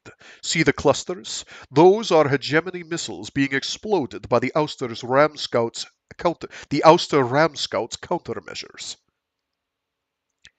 The binoculars came to the consul. The flashes were quite clear now, an expanding cumulus of flame. He could see the speck and long blue tail of at least 2 scout ships fleeing from the hegemony pursuers. I don't think, began Cassad, and then stopped as the ship and sails of the sea of grass glowed bright orange in the reflected glare. Dear Christ, whispered Father Hoyt. They've hit the tree ship. The consul swept the glasses left. The growing nimbus of flames could be seen with the naked eye, but in the binoculars the kilometer-long trunk and branch array of the Yggdrasil was visible for an instant as it burned and flared, long tendrils of flame arcing away into space as the containment fields failed and the oxygen burned. The orange cloud pulsed, faded, and fell back on itself as the trunk became visible for a final second, even as it glowed and broke up the last long ember in a dying fire. broke up like the last long ember in a dying fire.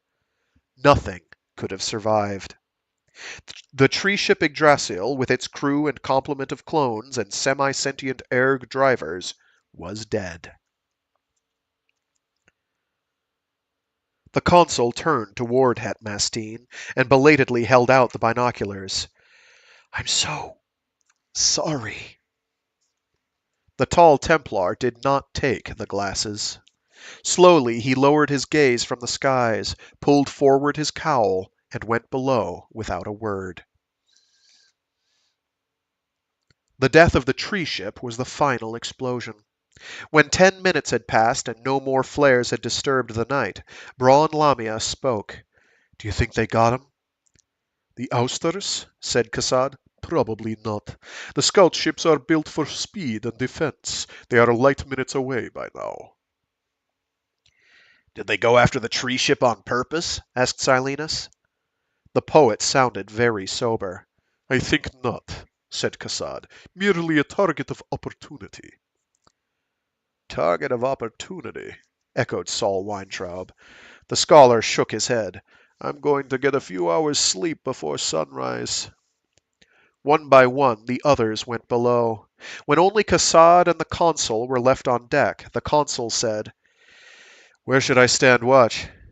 "Make a circuit," said the colonel. "From the main corridor at the base of the ladder you can see all of the stateroom doors and the entrance to the mess and the galley.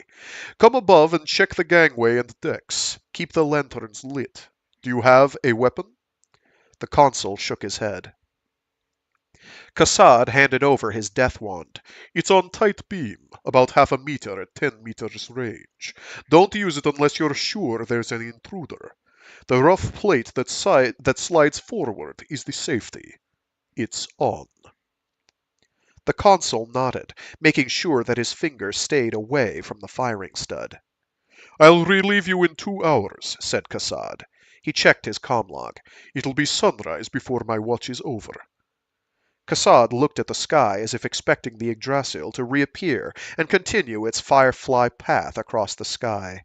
Only the stars glowed back. On the northeastern horizon, a moving mass of black promised a storm. Cassad shook his head. "A waste," he said, and went below. The consul stood there a while and listened to the wind in the canvas, the creak of rigging, and the rumble of the wheel. After a while he went to the railing and stared at darkness while he thought. And that is going to do it. That was The Scholar's Tale. The River Lethe tastes bitter. Or is it the taste of the river Lethe is bitter? Jeez Louise. Now I have to find it. The River Lethe's taste is bitter. I was right. And yeah, that's a doozy. That one's rough. That one's a good one. Anything that makes you feel things, generally, or any art that makes you feel things, is generally doing its job pretty well. And this one does its job. Alrighty, with that, I'm going to scooch. Actually, this Friday. How many pages is that? That one's like 12 odd pages or so. So Friday will be another short day. But then I think we do 2 long ones in a row. Let me find my auxiliary bookmark here.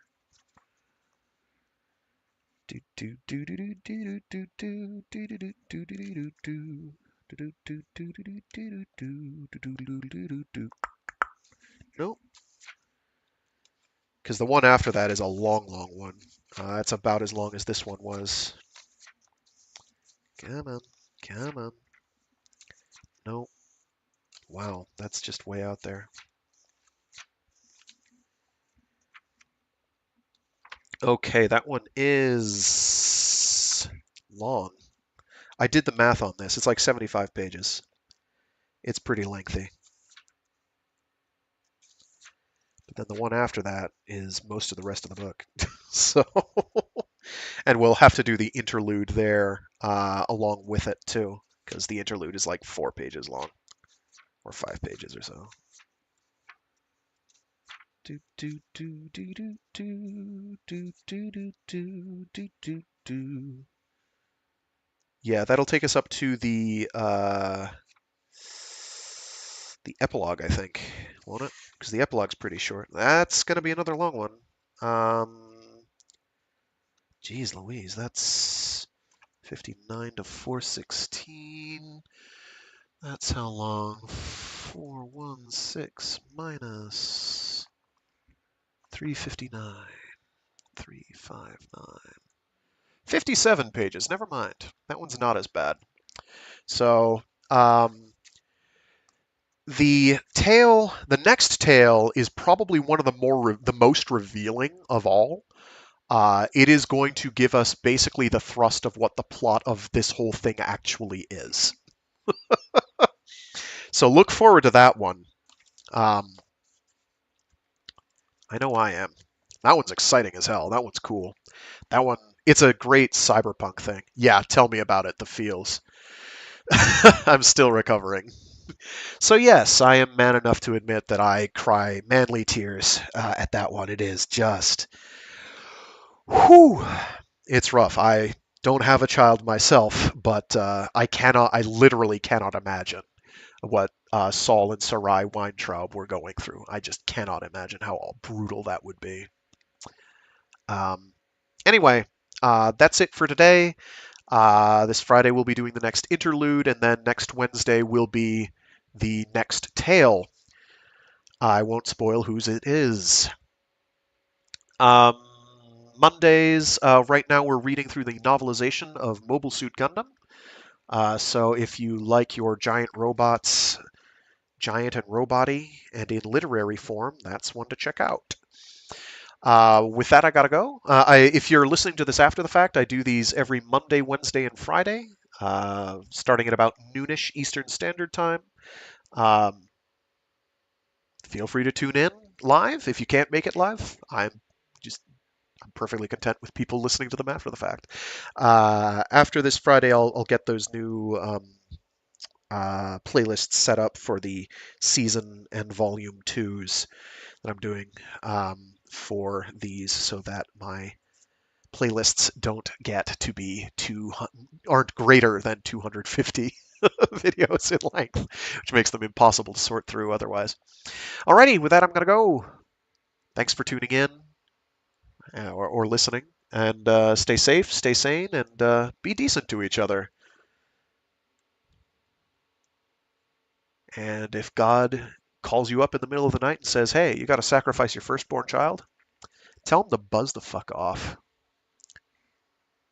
That's it from me.